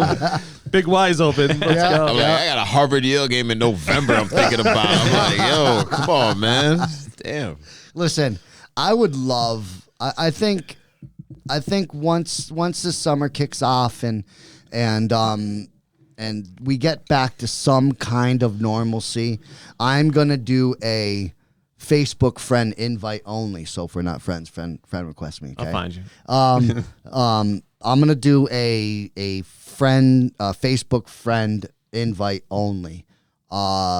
People that have supported me. You know, and if you're friends of any friends, get a hold of them. But I'm going to do a small get together, you know, just to say, hey, thanks for supporting my business. Thanks for supporting me. Thanks for supporting my family through all of this. Right. You know, my cousin Wayne, he usually throws a really nice clam bake every year. Yeah, he does. And every year I do I order bluefin crab from North Carolina or from Maryland.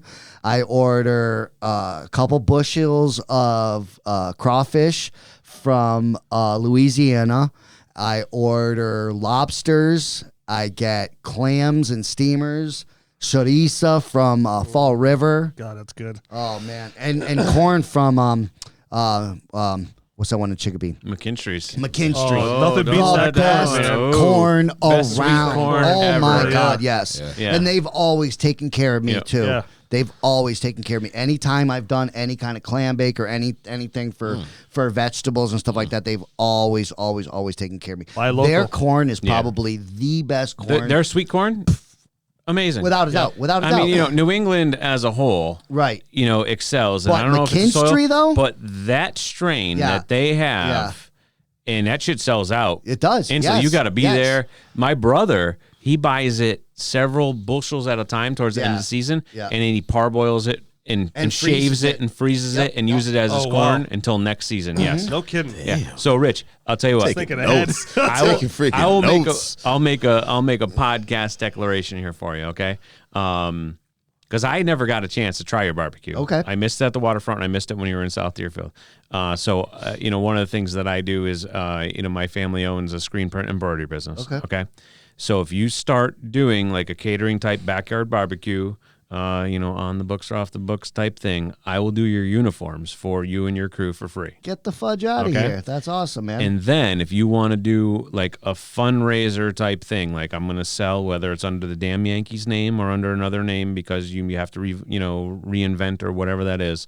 If you want to do a fundraiser type thing, like pre-sell T-shirts to raise money to start a new business, I will do those at cost for you. We will talk. So, we'll definitely share some contact will info, but talk. I'll do that. So if you want to start slow, and I will tell you one other thing, I will be one of your first pig roast customers. I'm sure you will. Have you been to? Oh yeah. Oh man, my pig roasts. Let me tell you. But we'll make if you want to start slow, you want to do backyard stuff. We'll Yeah, get you yeah. outfitted. That sounds great. And then That you sounds want to great. you want to raise funds by pre-selling T-shirts. What's the name of your family? My business? Well, I usually give myself props at the end.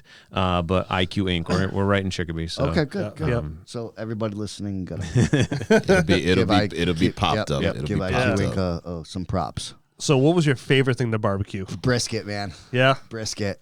That was Brisket. quick. That was Yeah, quick. not even a No split second. Boom. hesitation. Listen. No It hesitation. took me 3 years to learn how to cook a good brisket. And I'm talking brisket, not where it's falling apart, but brisket. And listen, look at I'm fucking watering. I'm like, so brisket, like you said, barbecue is a science. It's not something that you can Right. just, throw together and all of a sudden it's done. No. Barbecue has to be done at a specific time, a specific temperature. You can touch and feel and smell and when your barbecue's done. You just I don't know what it is. You just know.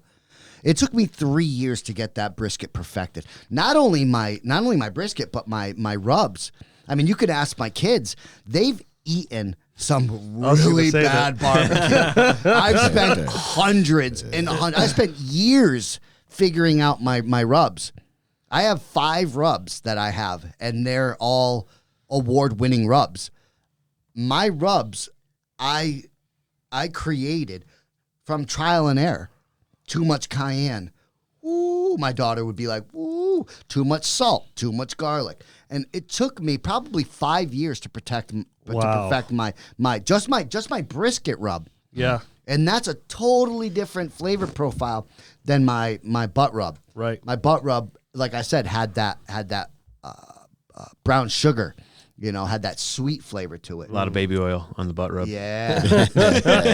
Do you know how? Do you know how I got that name, the butt rub? No, we won't get into that. But anyway, That's the Pork after butt, hours obviously, podcast. it's the obvious answer is pork butt. yeah. Tastes delicious. But that's really not the reason. But anyway, brisket is definitely my favorite because there's so much love. Anybody can cook a pork butt. Anybody can cook a pork butt because what you're doing is rendering it down so much that it just falls apart. A brisket, you don't want it falling apart. Right. That's got to be tender but it also has to still be a little firm, that when you take it and you put it on your finger, it drapes over your finger. It doesn't break. You gotta be able to slice it. You Pick it up gotta with a be able fork. to slice that so thin that it stays intact you're talking like 1/8 of an inch, you know? And if you can get it that perfect where it doesn't just fall apart, then you got something good. You know what I mean? Yeah. And that's what people loved about my brisket. Do you remember my brisket melts? Mm-hmm. Oh, my God. Yo, Have you ever had my brisket melt? No. Oh, my God. So it's 2 pieces. Yeah. Take a deep breath on that one. Let me tell you, So man. it was, you're going to love this. It was 2 pieces of Texas toast surrounded and mounded with cheddar jack cheese, coast to coast. Everything on my bread. I mean, I had the cheese falling off the edges, so it had like a crust to the bread. Oh yeah. Then I would take my bourbon barbecue sauce, which I made with Jim Beam. I would drizzle that over. I would have caramelized onions. Remember White Hut? Oh yeah. You remember their onions? Oh yeah. Their onions, how they're liquefied like that. You Yep. would take those onions, put them on top of that. Then you would take the fresh sliced brisket, hot brisket, and you would drape it over the God. onions. And then you'd add a little bit more barbecue sauce, and then you'd slap it together, and it would just ooze. Yo, you don't even When know. you bit don't into even that know. thing, it would just, man, it was would just, sex. It It was was sex. Yeah, it was, yeah. I don't want to say sex in my mouth, but 'cause I don't want anybody to get any kind of ideas or anything. But you know, So let me ask you this. So I mean, we already talked about Arnold's and how great they were. Now you always got your cuts from the same place. So I was using Arnold's for a Yep. long time, for a really long time. But then, you know, you gotta cut costs. Yep. You know, and you gotta go with some Well, it makes sense financially. more margins expensive and, products. But what I was getting from Restaurant Depot was pretty much the same quality as I was getting from Arnold's. Yep. I was getting really good deals from Arnold's, but at 6 o'clock in the morning when I needed food, Arnold's wasn't open. Yeah, Arnold's is they're a retail consumer market. It's Yeah, tough because it's I more- shop at Restaurant Depot it's- also yeah. for my family, and Yeah. and I have no problem with the quality. But so my follow up question is, how did that affect like your cook times, and like did you have Not to at all. adjust? No, okay. Nope, not at so all. you were seeing very similar Yeah, qualities. because what I liked about Restaurant Depot was I got to pick out my food. it's all sitting right there. I never, ever went to a truck, a delivery. Right. Never, because chefs that I've worked for in Baltimore, they picked out their own food.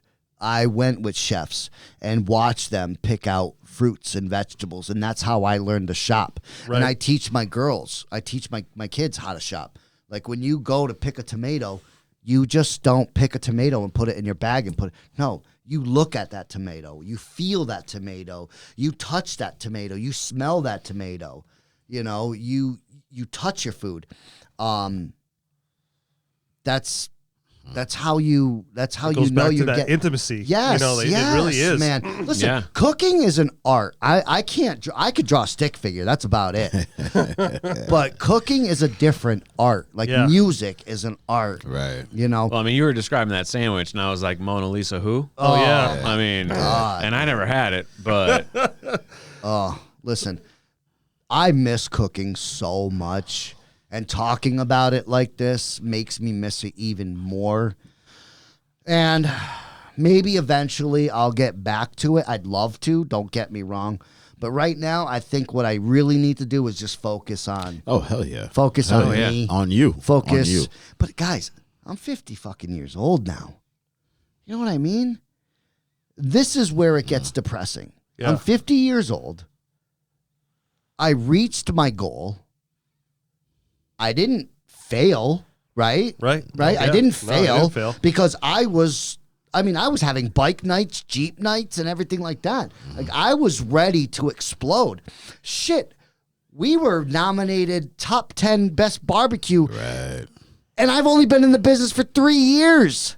I've only been on the circuit for 3 years. That's insane. I beat out Bub's Barbecue. Did you really? I was number 4. They were number 8. Wow. I was lined up. They've been around forever. Yes.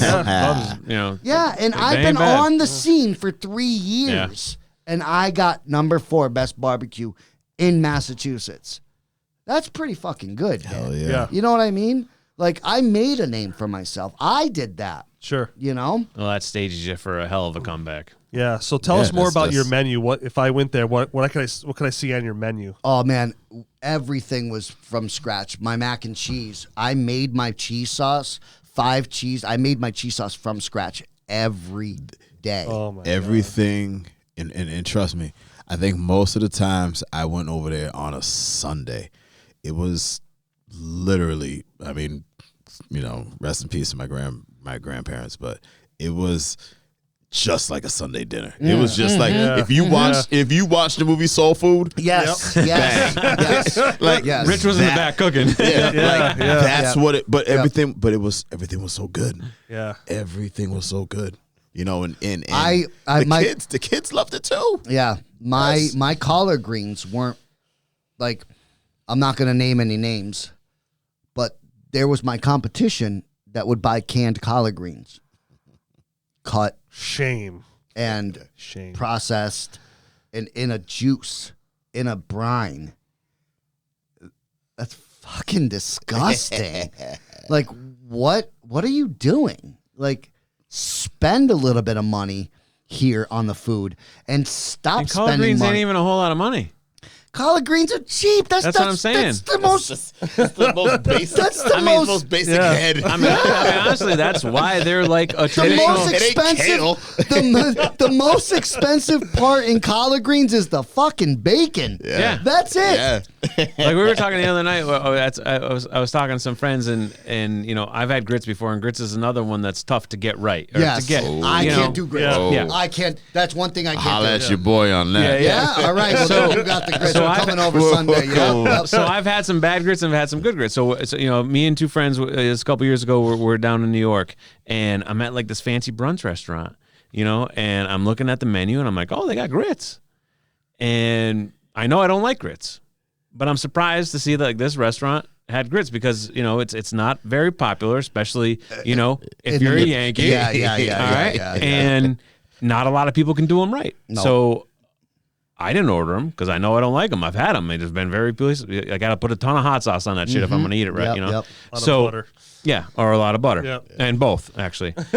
And so the 2 friends I was with, it's funny, I was just talking about this like 2 nights ago, they both ordered grits because I was like excited about it, and I travel a lot, so I've experienced a lot of foods and everything like that. And I was kind of surprised. Like they ordered grits. So they're sitting there, I'm watching them eating them, and neither one of them are enjoying them. I'm like, You got that look. yeah, Like, what did I like just do? I just like ordered sawdust with butter on it, and somebody. That's so true because that's Yeah. what they taste like. So I'm like, you guys ever have grits before? They're like, no, but you seem so excited about it. Yeah. I'm like, yeah, but I didn't order them. I was excited. There's a reason. Yeah, I'm excited because restaurants actually recognizing that grits exist. Yeah. I'm like, but I highly doubt they got it right. And I don't know what right is. I mean, right, like it's edible. And they're like, no, this shit's horrible. I'm like, yeah, I know. That's why I didn't order it. Like you can't. And collard greens is another one of those where it's like, Gotta get it right. but it's a traditional Southern dish, and you had to work really hard to get it right. But the reason why it was there is because it was a low cost Southern dish. It is. Like It it really really was. is. Yes. And Yes. I mean, and there's a lot of low cost dishes out there that you can make taste fantastic. Yes. But you And got that's to know what's what great the hell about you're barbecue. doing. That's what's Yeah. great about barbecue is a brisket. I don't know if you know what That's the cut cheap- of meat. that's the cheapest cut of meat. It's the Right. cheapest cut of meat. So you got to cook The it slow and low. Get rid of the gristle. Is right Yeah. here. That's where the brisket is. And another key to cooking brisket is you got to trim your brisket. Some people don't trim it, and that's a lot of fat. So you're getting that rendered fat. Yeah, some of the fat tastes good. That's what you use. That's what gives it its flavor. There's enough already in there. Right. You can take the That's excess just more so of it, yeah. much. I mean, Yeah. you get that fat cap. That's like 2 inches thick. Yep. And now all your product is just fat. Yep. if you trim that down, you get a nice bark. You get that you know what bark is, right? That's where it crisps up like a pork rind. That's where those burnt ends come from, Yep. you know? Yep. And you got to get that really nice bark.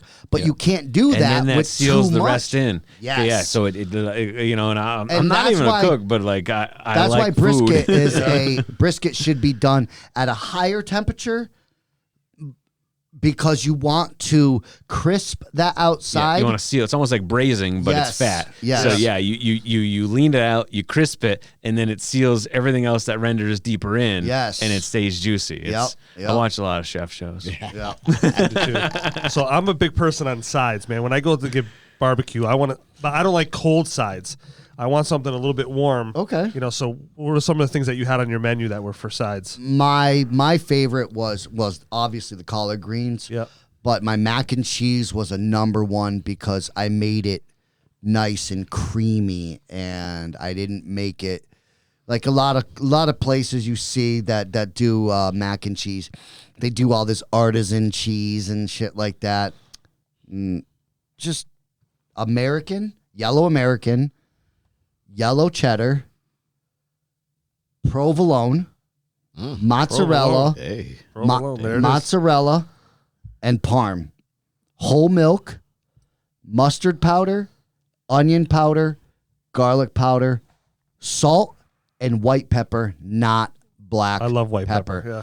White pepper brings more flavor out in You dishes. use all those cheeses. I use all those cheeses, 5 cheeses. So I'm just gonna- American is an anomaly Yeah. in a gourmet mac and cheese. Yes, Right. yes. Because technically it's a processed cheese, Right. But it adds like that That creamy silky stickiness, yes. because like that Yes. Velveeta-ness, because you don't Right. get that. Like if you try to make a straight cheddar, and even provolone adds some creaminess, but like you Yes. try to add that straight, like it gets stringy. Yes.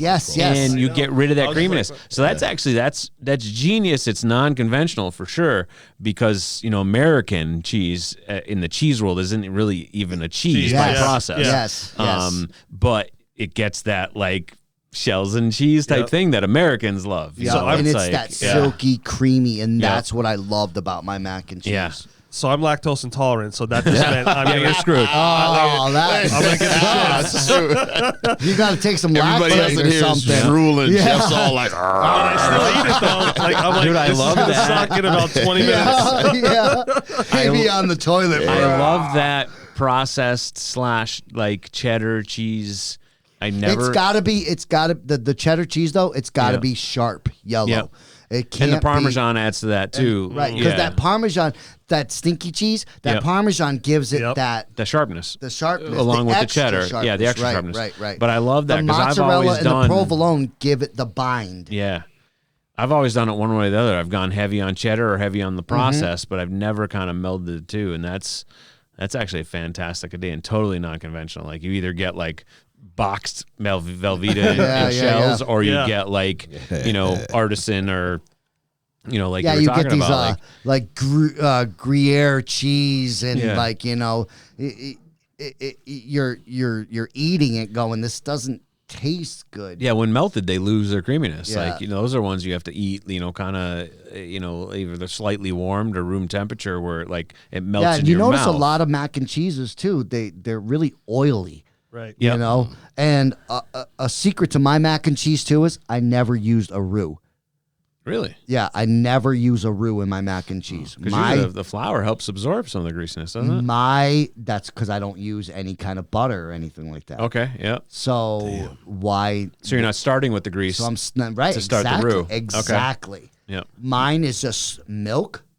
Then you Yep. add your cheeses. Enough grease in the cheese. Yeah. Right. Okay. So there's when you reheat my mac and cheese, you don't don't have the get grease that puddle puddle. of grease. Oh Yes. yeah, that's Okay. yeah. Because you don't have the butter from the roux. I should stop right now. shouldn't I? 'Cause I'm not going to ask you to every- repeat it because of Jeff, but I'm going to hit you up for You that. got it. For that. You got it. You inbox me. Yeah. Hey, I I'm still got gonna you. eat it. I'm just saying I'm gonna have some issues on the other end, and I'm okay with that. I'm okay with that. You know how many times I've had barbecue, and like we walk out of the place, I'm like, oh, the ride home's gonna suck. Oh my!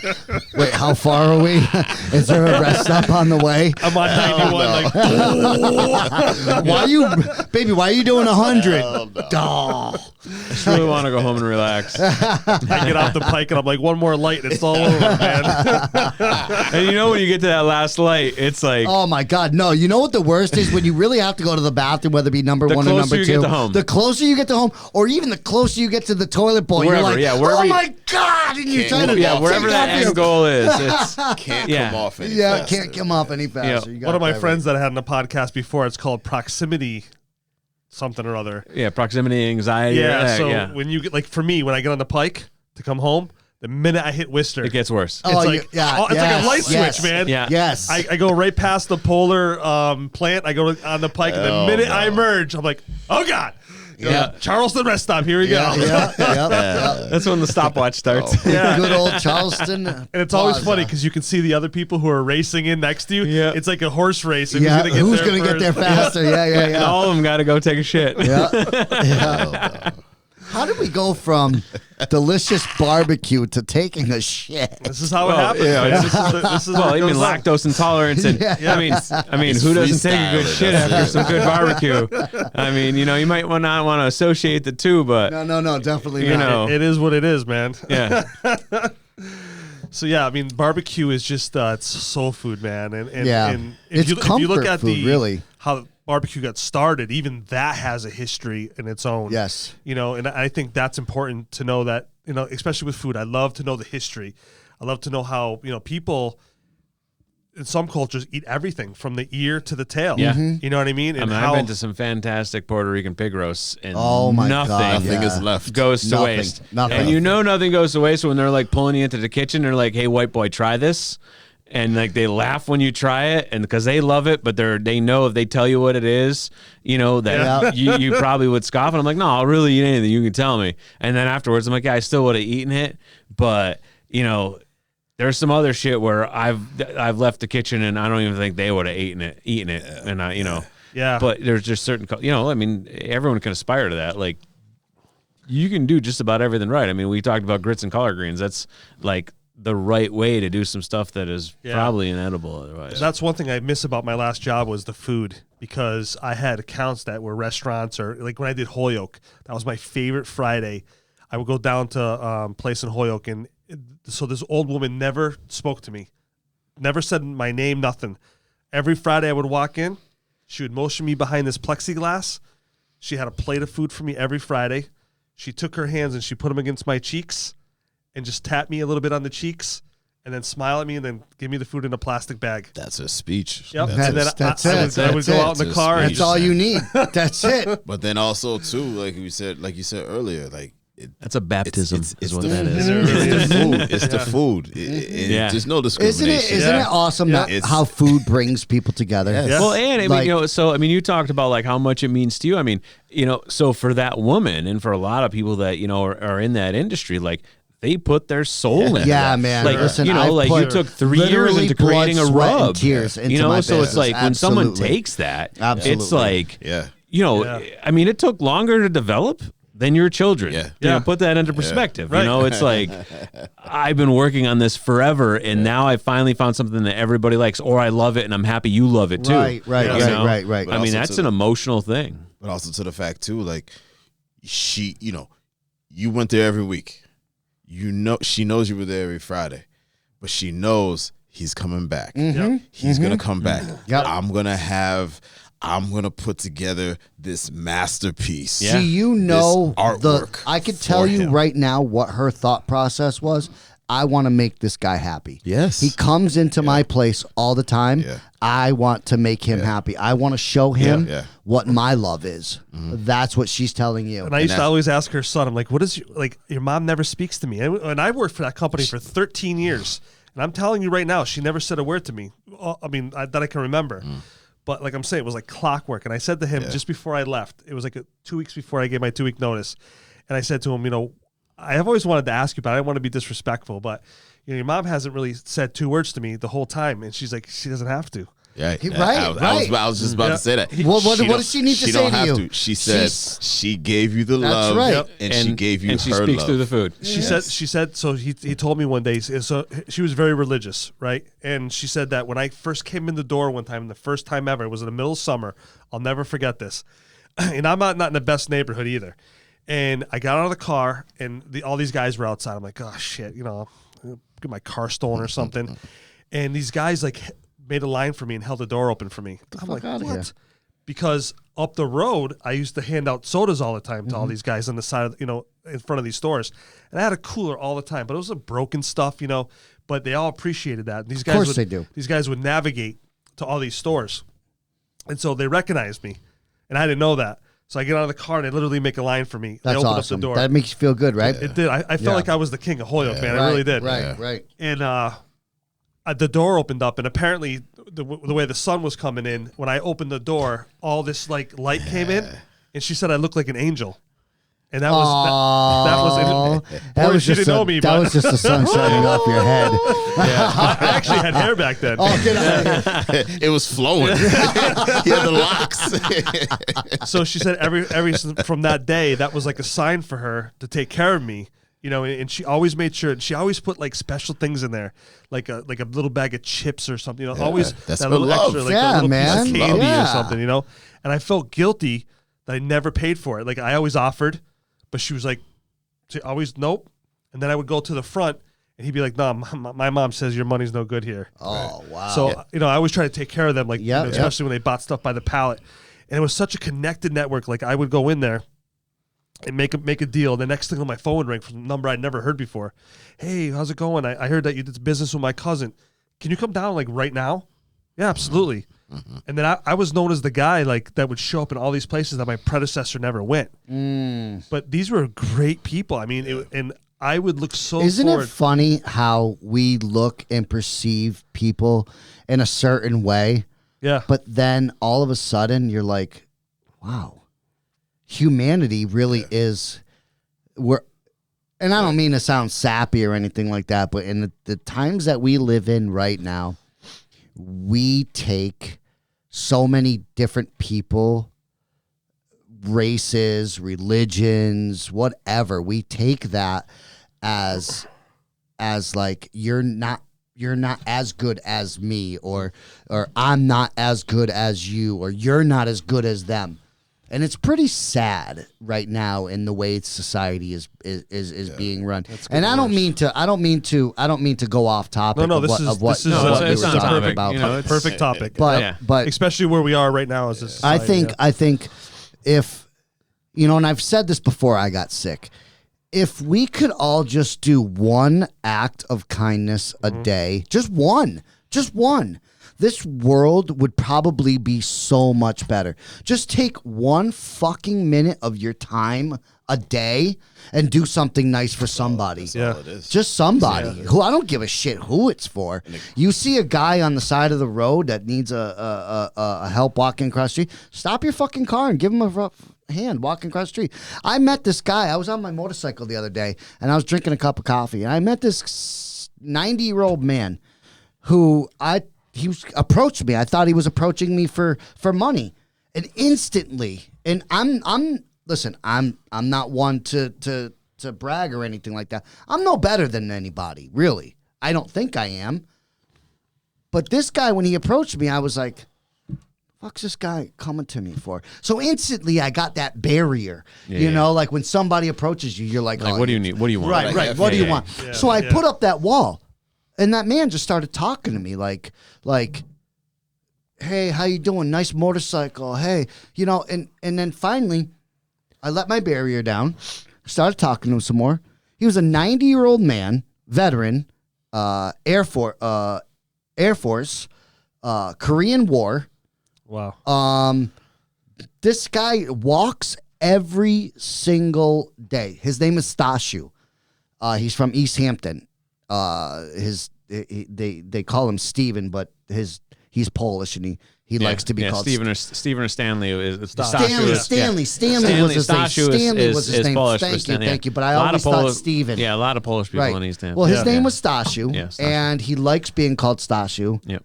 And I realized at that moment, like, here I am judging this person because I'm thinking to myself, I'm better than him.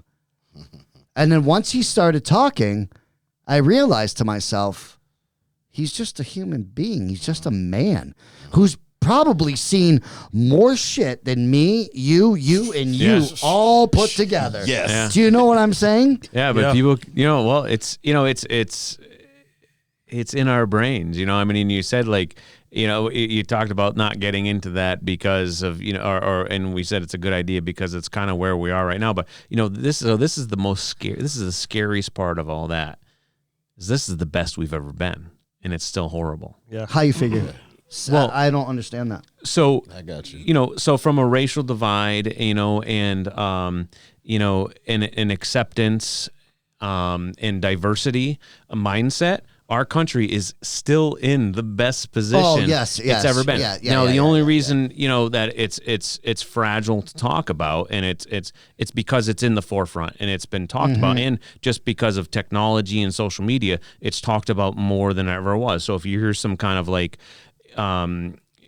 racial bias or some really bad shit that happens, 1,500 miles away, 50 years ago, you had to wait for the newspaper and your local newspaper to see if it even talked about that. Right. Now you see it on someone's cell phone video immediately. Absolutely. So even though it's bad and it's going to be a struggle for a long time just because of the way people think, and it's just indoctrinated into how people are raised. We're still in the best position we ever have been, and I think a lot of people look past that. Is it good? No. Is it where it should be? Absolutely not. Is it's still a big problem? Holy shit, yeah. But we're, on a day-to-day basis, we're actually still in a better position than we were yesterday. And it's because of, that constant exposure and those constant conversations, and more people are feeling comfortable with talking about it. I definitely have no problem talking about it, only because I like conversation. I like debate. That's why we started. That's why we started this podcast. That's why we're here. I was very political, and I still am. I just have to curb it down a little bit because I'm with you, man. You know what Listen, I mean? Jeff, I'm with you. You guys know me on Facebook. You see what I post. I guess what I want to see more of is more tolerance on both sides. That's exactly it. It's okay if you want to be a Republican. It's okay if you want to be a Democrat. It's okay if you want to transition. None of those things bother me. But that's why I brought the podcast together. The people come on and we just have this conversation. You can't handle the pluff. Shit, I'm gonna knock this over before I. Dude, how much have you had to drink? Not too much. It's all soda. When there's a complete dismissal of someone else's ideas without even trying to understand that's it, when you're ignorant, or even rationalizing, yes. then that's when it becomes a problem. That's why, when I first started coming on, I'm like, I don't want to talk about politics because it becomes such a polarized issue. My God. When it's not. You notice how politics really just started getting really bad when, I want to say Bush, politics really started getting to be on people's minds, the Iraq War. So, we're looking at late 90s, early 2000s. That's 90s. That's 90s. 2000s. So we're talking about the onset of the internet, and then eventually the onset of social media. Okay, so if you haven't seen The Social Dilemma, my God, I love that. Okay, oh my God, so that explains everything of the intensity you're talking around in politics, because it's all about the algorithmic wormhole, okay? Yes. So as soon as you view one thing, now all of a sudden you're associated with 10 other things that the algorithm wants to show you. And there's there's logic, there's computer logic behind the algorithm. In all algorithms, it's not one thing. It's not this evil being, but it's a program that's written that is supposed to be a learning program. But there's no logic in a lot of people. The people who even create the algorithms, that digital code behind what shows you what you should see next or what it thinks you want to see next, they don't even understand how it evolves. Right. Which is the it's really a working, scary part. It's a working, I think it's AI essentially. Yes. But it's nobody, a working mind of its own. And it's unpredictable. So all of a sudden you're down this wormhole because you saw one thing, now all of a sudden it's like, yes, next and thing, next thing. Spiraling. Oh, yeah. Guess what? Now you're at the Earth's core. Yep. Okay, so and in some cases you're delving into extremism, whether you recognize it or not. So where all of a sudden you're like, okay, I think everybody should, everything should be viewed under an equal light, and we should, consider all facets of everything. Now it's just like, whatever you researched previously, the next video is you're pigeonholed into like, this is the only and thing. The problem with that too is we all start focusing on the negativity because we see that negative influence in social media, and you don't see it happening. And it's like, it's suggested for me, so it's it knows what I'm doing. So it's like, true. And I'll be the first one to admit I've been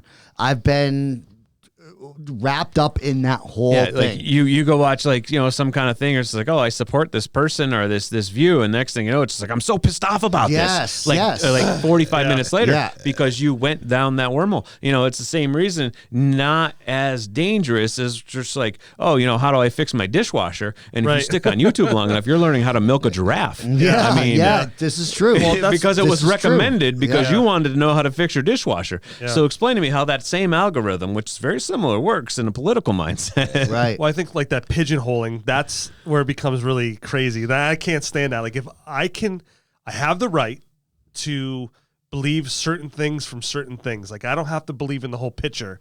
I can take things that I find interesting to me. Right, whether it be from the left or from the right. Right, and that's why I'm an independent now. I wasn't always. I was on the left. Why does it even have to be from the left and the right? Well, no, that's what I'm saying. But for our, I understand what you're saying. It made me a better free thinker when I went to the middle, because now I wasn't wrapped up in I have to be, because everybody wants to be in a team, right? Yeah. And if your team's not winning, then I didn't want to be a part of a team for that particular thing. I wanted to be able to be a free thinker, and these guys will tell you that I do the work. Like if something doesn't sound right or doesn't look right, I do the work and I figure it out, right? And sometimes I don't like the answer, and sometimes it is what it is, but I've grown, and that's what I hate. Like cancel culture right now is so crazy. Oh my God, it's because they go back to the day your mother had you and try to find something, but they have to understand. I think that shit's getting way too out of hand. Life is about growth, man. Life is about changing and absorbing. Now, learning, and learning doesn't stop just because you learn to walk. You gotta educate, what I mean? man. You gotta educate every single day of your life, man. And I think that's the problem, though. We're not educating; we're canceling more than we're educating. Yeah. Like, why did this happen, or for what reason, are these statues here? When I woke up from the coma, do you know the reason why I was so fucked up is because I didn't realize what was happening. Buildings were being burned down, statues are being torn down. I woke up in the middle of it was almost as if you missed, months. Yeah, it was like Rip Van Winkle status. Yeah. That's how it was. So I woke up in the middle of the George Floyd incident. Summertime. Right. So I woke up during all that. And I had no clue what was going on. I just see statues being torn down, statues of Washington and Lincoln and Jefferson. And then I see buildings being burned down. I'm like, what the hell is going on? I thought we were in apocalyptic state at that point. I didn't have no clue what was going on. When I found out it was because of this, that, and the other thing, I'm like, haven't we learned really from watching Rodney King? Haven't we learned, like, watching those things, that this isn't where we need to be at this point? Like, Rodney King was over 30 years ago, and obviously we haven't learned. Obviously. Yeah. I remember watching that, and my mouth was like wide open, like.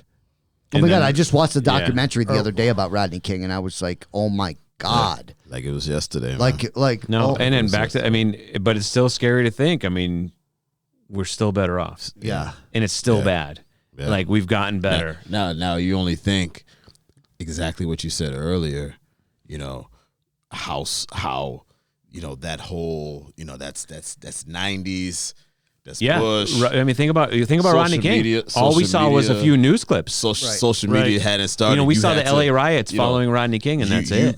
We didn't see all everything followed that. Yeah. If that happened, it'd be instantaneous. Oh my God, you see this? You see this? You see this? You see this? You know, before it was. And think about how bad the Rodney King shit was that we didn't see because we didn't have cell phone stuff. Yeah, you know, yeah, but yeah. but everything now is instantaneous. Yeah. it's live.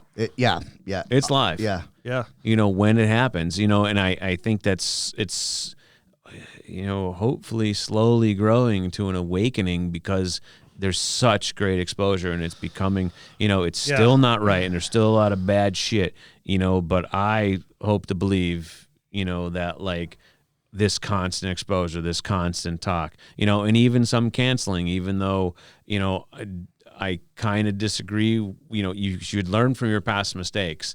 You know, so well, history's written for a reason. Yeah, so we don't repeat that past. Right. So you can learn from your past mistakes, but you can't erase them. Right. If you keep canceling history, if you keep erasing history, what are we going to learn from all of this? But it's also important to make sure that the true history is told because there's a lot of shit that's yes. Well, that is opportunistic yes, and preferential yes. history. I concur. You know, so if the history book could be not necessarily rewritten, you know, tell the truth. Tell the but truth. amended to tell the truth. Right. Just You tell know, the truth. Like, did you know when we were growing up? It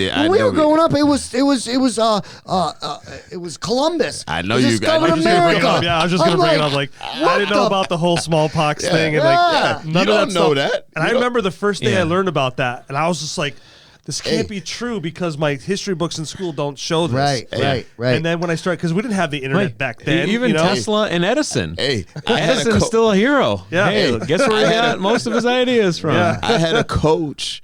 There was a coach still coaching right now, and he had talked about, you know, Lord Jeffrey, and he did all these, you know, he smallpox and gave blankets out, and everybody sat there and they're like, "What are you talking about? Like, you got to be kidding me!" And sure enough, boom, boom, boom, boom, boom. You're like, So that's why you got to do the work, man. You got to do the work. You got to educate yourself, get the background. Well, see, that's the problem too. Is we can only leave so much up to our teachers to teach. To teach kids because there's only so much time in a day, right? There's only so much history that we can teach. So what history do we really teach our kids? Do we teach our kids the negative history so they grow up hating America? Or do we teach our kids false history? But see, Well, I don't see. I wouldn't, and I'm sorry, Matt, but I wouldn't consider it negative history when you're trying to learn from it. Okay, so it's two lessons in one. So now you're learning history and you're also learning how to correct your mistakes or how to not make the same mistakes again. You can't. Well, you correct have the to mistakes. put those two curriculums together. Then. You do, you know. So it's not a negative history if it's portrayed in the light of like this is how we screwed up. Right. Let's not well, do that's this not what again. they're doing though, you know, nowadays. and that's what they haven't done.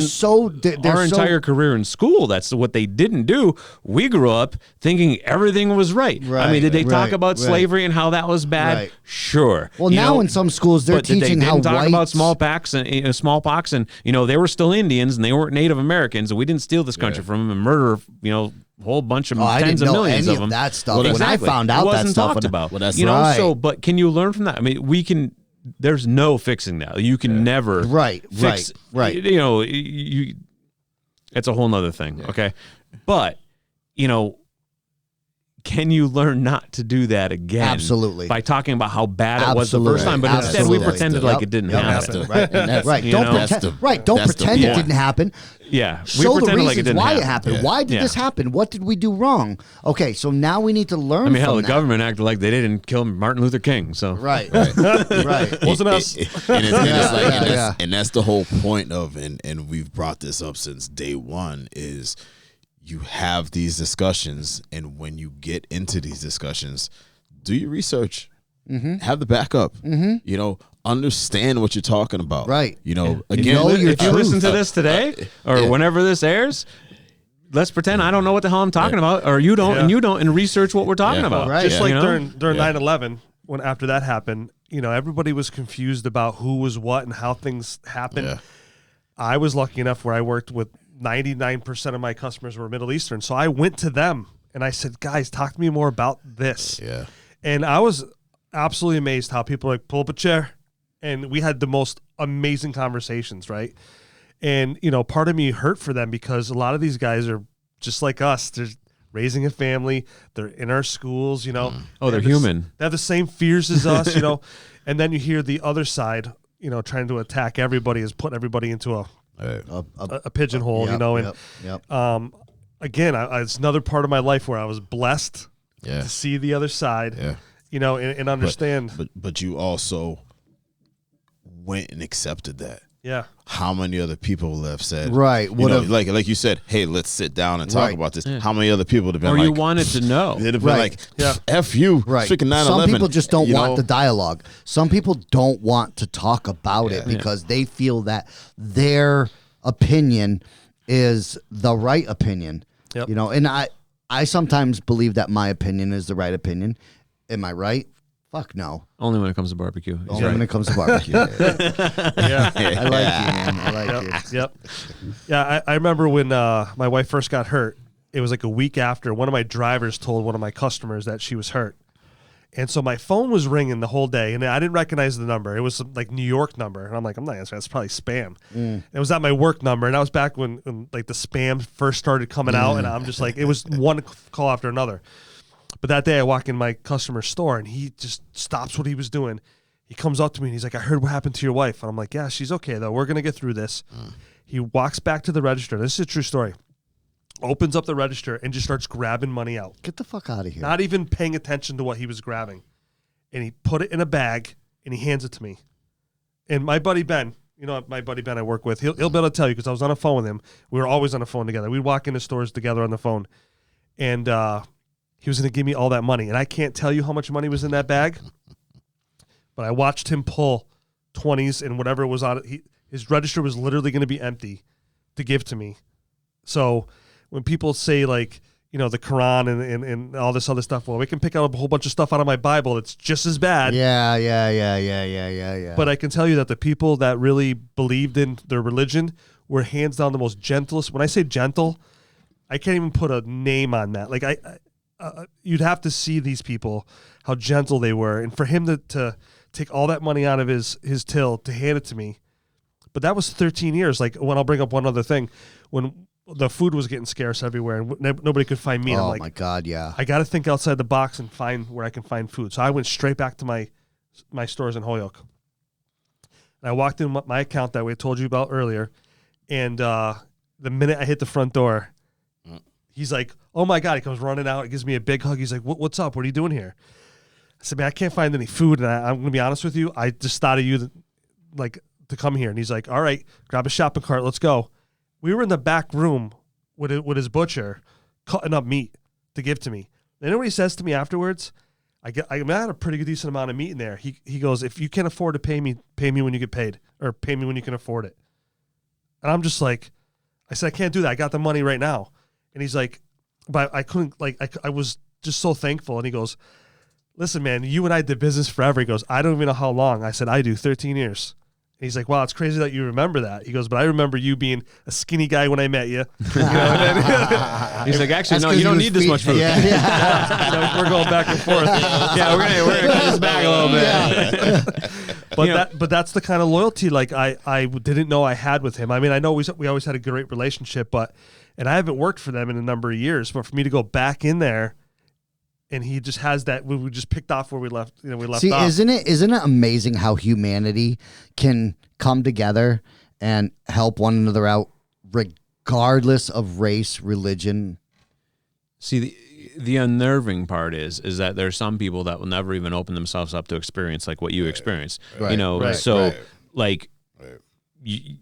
Just the thought of going into a business that may be owned by someone that doesn't meet the profile that they, expect or accept. Yep.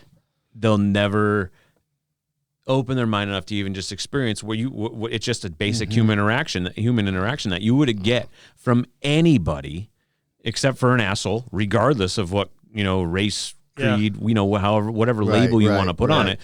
Are there bad people out there? Of course. Absolutely. Yeah, of course. And there's a whole bunch of people like that, but that bad gene, however you want to put it, it doesn't exist in a certain Yeah. race, religion, but there's just, back to that pigeonholing where it's like people can't accept the fact that like humans are humans and assholes are assholes. And it's kind of a, there's no discriminating on that point. Right.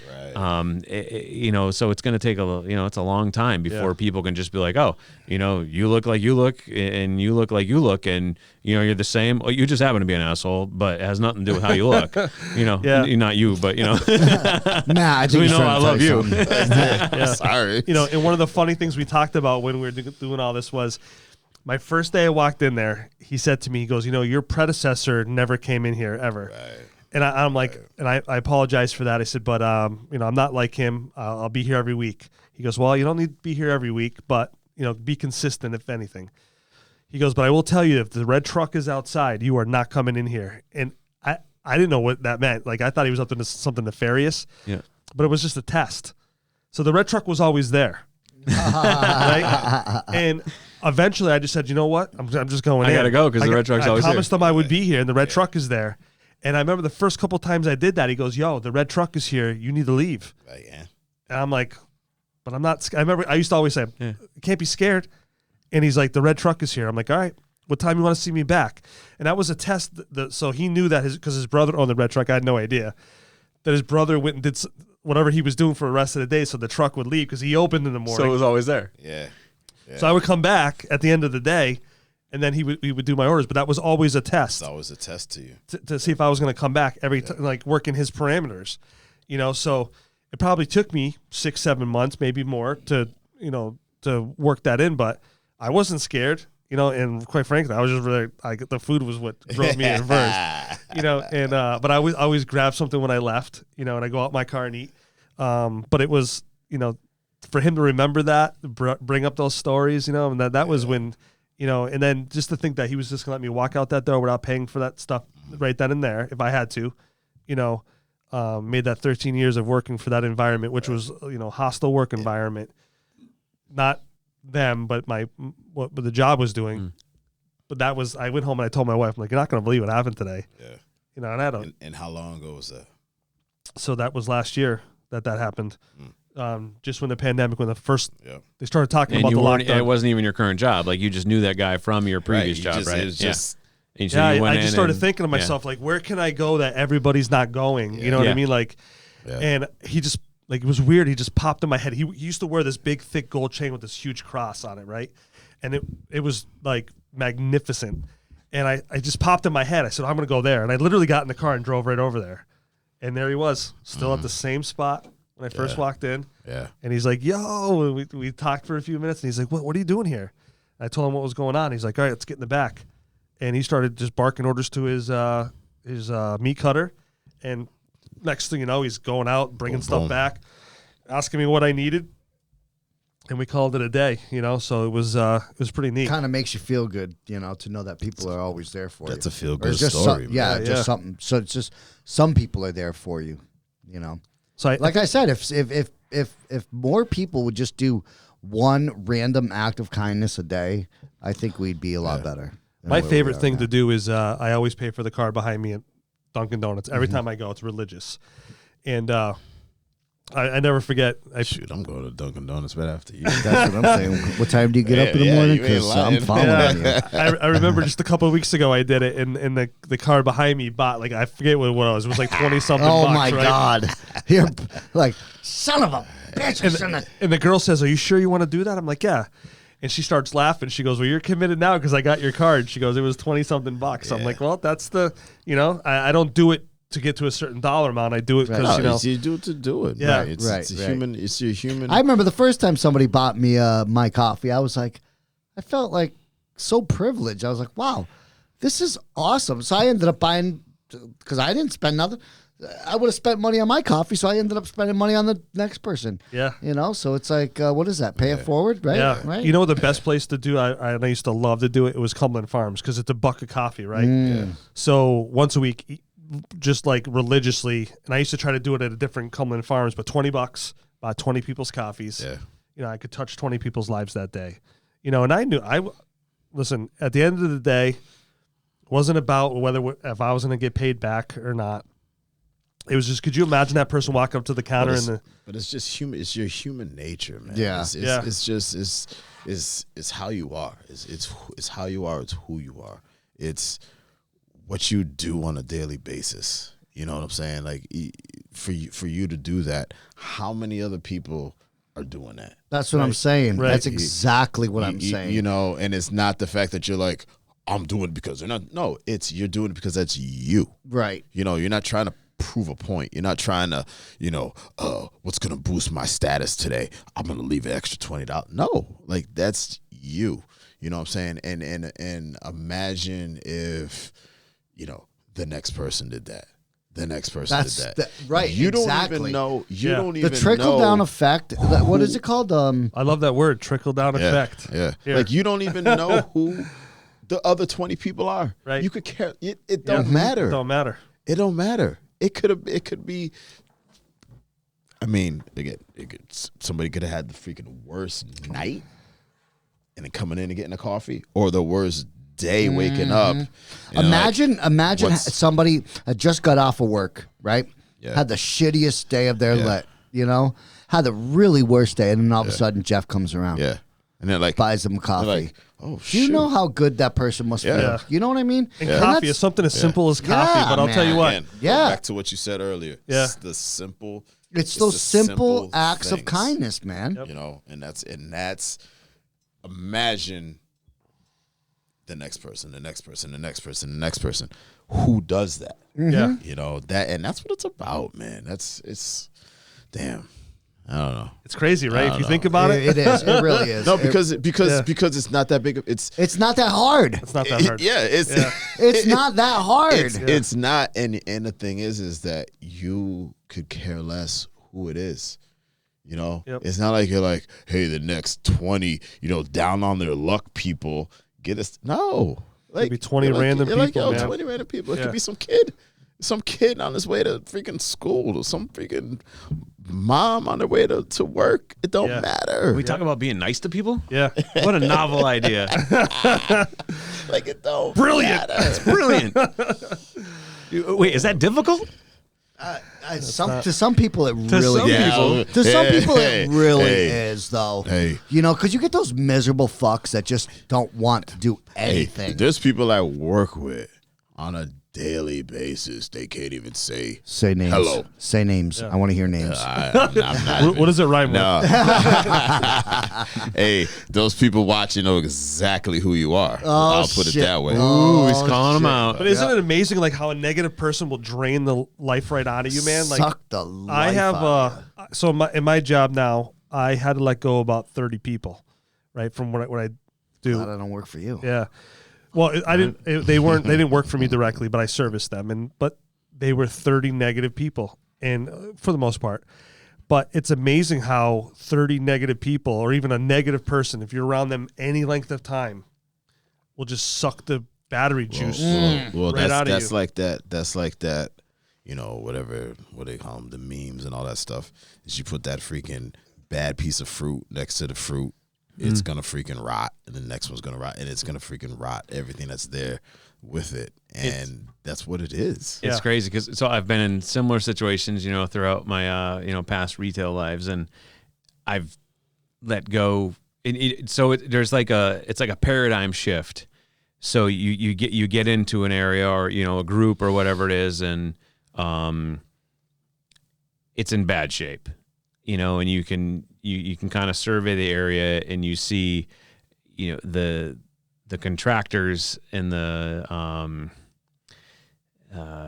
boosters, I guess, and the more you start to release or fire, I guess, the contractors or the detractors, I should say, it starts lifting up like this. It's like a bell curve, it starts kind of boosting. And then, so there's like this anxiety that happens, is like, oh, am I on the chopping block? But then as people start to realize like, oh no, they're getting rid of the people that work, people start to realize like, oh, that guy really like dragged me down. And sometimes you don't realize it because like you're just in the moment, you're in that, in that mode.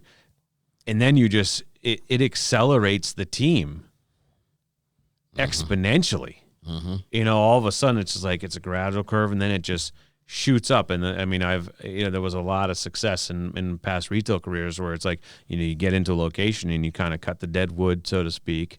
And then you add positive reinforcement and leverage those people up. And, it goes back to like making people feel good. It's like, I feel good because this person that was making me feel bad the whole time is gone, right? And someone else recognized that was a bad thing. And then everyone else around me is more positive, and it's just like this rocket booster, so it just all goes to like how that positive reinforcement, like it's you're like a solar panel, I guess. Yeah, like true. a unidirectional solar panel, and like the more positive light that comes to you, the more charged you get, but where it's darker, then I guess that's a pretty cool analogy now I think about it. But I used to find that really interesting. Like you said, when I used to take over a store that, you walk in, you can just cut the negativity with a knife, and I would, pull people in a room and go, what's going on here today?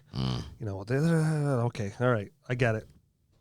But I'm going to need some time to fix this. And I can't fix this without your help, but let's team it out, And then you would always have those people that bucked the system for a while. Yep. But then you found these people that you never thought would be your allies all of a sudden started superstars. Yeah, absolutely. Yep.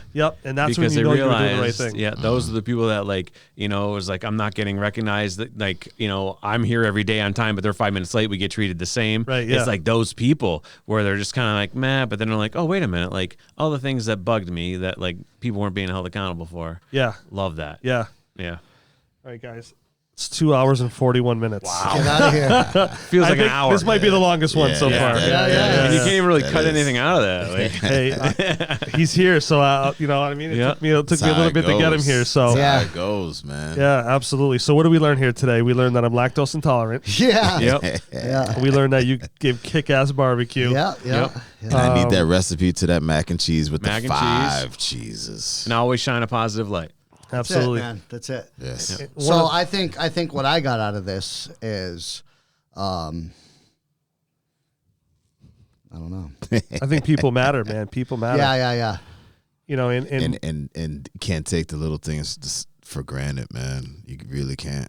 The simple things you do every single day, you gotta just, like you really think about it. My thing was when I was in the hospital was never give up. That was my motto in the hospital. They wrote that on my board. Never give up. That's one thing my older brother always taught me. Never, ever, ever give up. Yep. You can't give up. If you give up, you never know what you would have had if you don't try, right? And as a coach, right, you probably tell your kids this all the time. If you don't try, you'll never know where you could have been. Right? Absolutely. Right? Yep. So I think I don't want to use myself as an example, but I think I am the perfect example of never giving up. You know what I mean? Like you never know what you're going to have until you try it. And you can't give up because you'll never know you'll never know where you could have been or what could have been, Right. Yep. It's true. I mean, your life could be snuffed out in a matter of seconds. Within a matter of seconds, man. Look at 49 years old. I was 48, I think.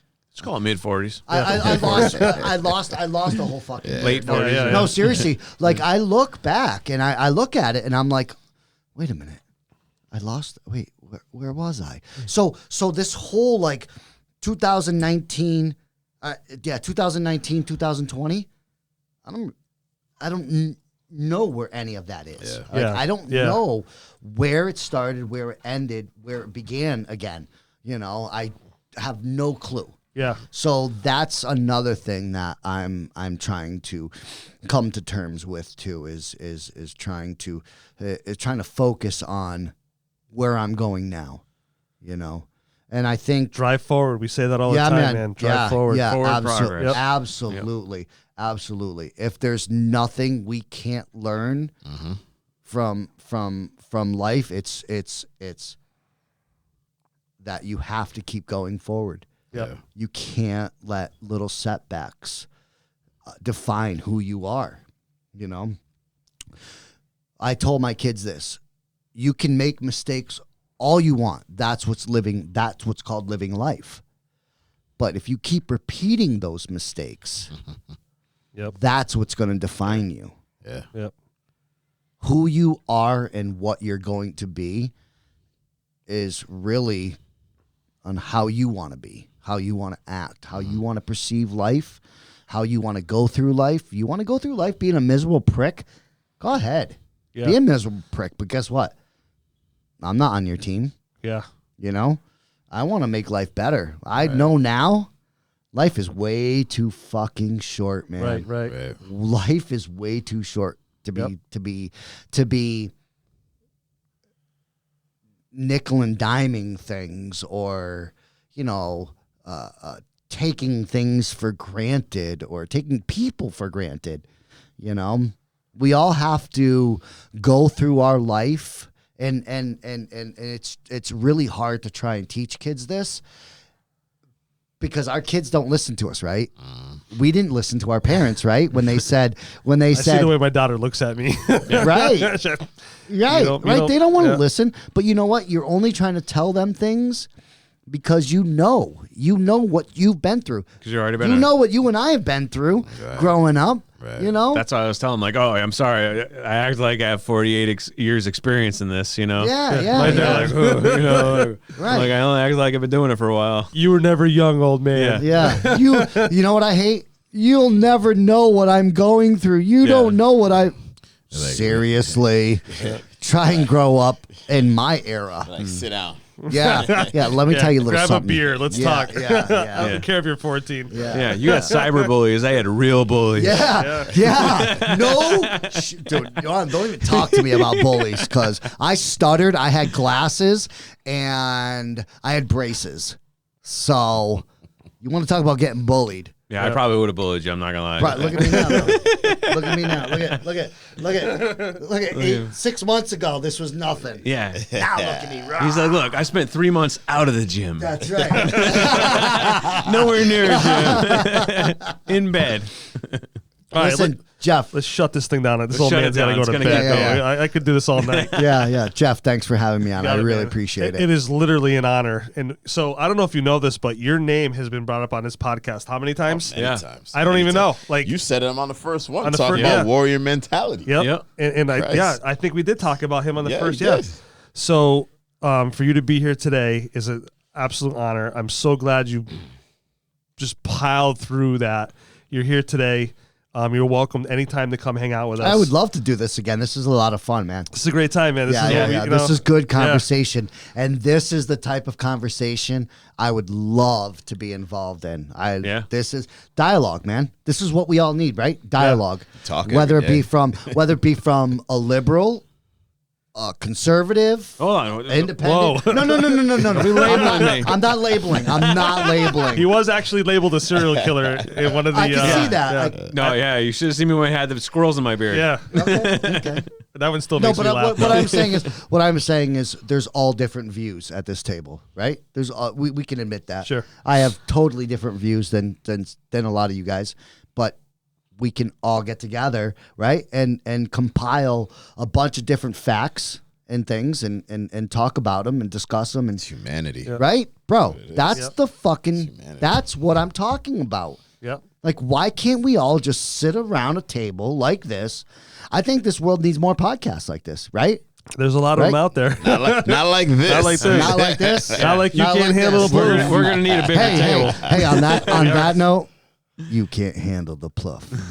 Boom. All right, guys. All right. This think old it's man needs time. to go Hey, to sleep. Listen, Yep. That's another cheers. I don't have give me anything that in empty there. glass. It's okay. Give me that Bring it empty in. glass. Bring it in. Yeah, there you go. There you Salute, go. salute, All right. salute. Salute. So go ahead, Brett. Let him have it. All right. As always, I'll promote my family business, IQ Inc. We can screen print embroidery, anything from 1 to 1,000 pieces and more.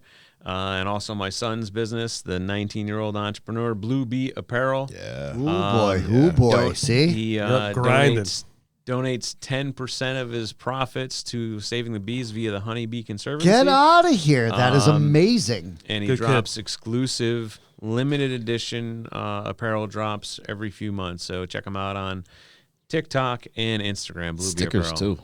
And stickers. Got the Yeah. stickers. Stickers, pins, hats, you name Yep. it. Very nice. Yep. What do you got, Matt? Hey, shout out Bay State Running. Track and field is back. Bam. Bounce Squad, Sprint City, Distance Gang, Bay State Running. Look them up. And, once again, it's Women's History Month, but take it beyond March, not just in March. There you go. Yep. Thank Preach you it, to all brother. those Preach it. powerful women out there. Yeah, You man. guys make the world Sounds go round. intimidating, like Yep. Sprint City and what was the other one? Distance Gang, Distance Gang. Like, Bounce Squad. Yeah. Bounce Squad. Like, And always You Can Handle Plouffe are big people on animal rescue. So rainbowrescues.org. Yeah. Rainbow Rescues with an S.org. If you can give any kind of money, whatever you can afford, please drop it in that. They would definitely appreciate it. We do a lot for a lot of animals. And Bordeaux and Sons Flooring for all your flooring Yes. needs based out of Chris Ludlow, Bordeaux. Mass. Chris Bordeaux. Yep. He's going to be doing my Long time neighbor's friend. house just a couple houses down, doing their floors. Vinyl plank, baby. nice. That's what you got upstairs, That's too. what I right? got upstairs. Yeah. Yeah, Stuff Yep. looks great. nice. Yep. So, hey, thanks again, brother. I Yeah, man. appreciate Hey, it. I got to give a shout out too. My motorcycle club, the Llamas Latin American Motorcycle Yeah, Association. I was gonna say Yep. that, yeah. Yep. We're Those the guys up in Holyoke, right? Yeah. Well, we're the Palmer chapter. okay, but they got the road race route, right? Yep. They got the private club there. Yep, Yeah, I love yep. that We place. just got our clubhouse and we're pretty excited about that. We're going to be doing a lot of events for the community coming up. Our clubhouse is in Belchertown, so check out my Facebook page. If you're friends with me, if not, check out our Llama page, which is Llama LAMA Palmer on Facebook, and check out our events coming up. We got bike washes, car washes, and we do a lot of stuff for the community. So check us out. And let's give the wife over there a shout out. yeah, 'Cause yeah, she's yeah, powered yeah. through 3 Yeah, hours yeah. of listening to us nonsense over here. Nonsense. Yeah, she's a good woman. She Thank really you for is. taking care of him. Yeah, she's definitely taking care of me. Yeah, she's a good woman.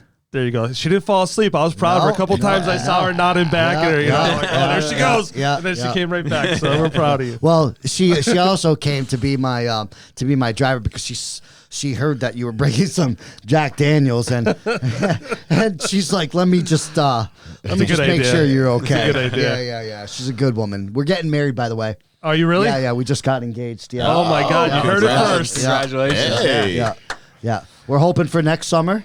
Yeah, so my condolences, by the way. Baby, I'm sorry. All right, we're gonna Jeff, shut thanks this for thing. having me on here. You got it, buddy. I appreciate you coming this. on. Thanks I for really coming do. out, man. Yeah. Appreciate it. Yeah. So as always, peace.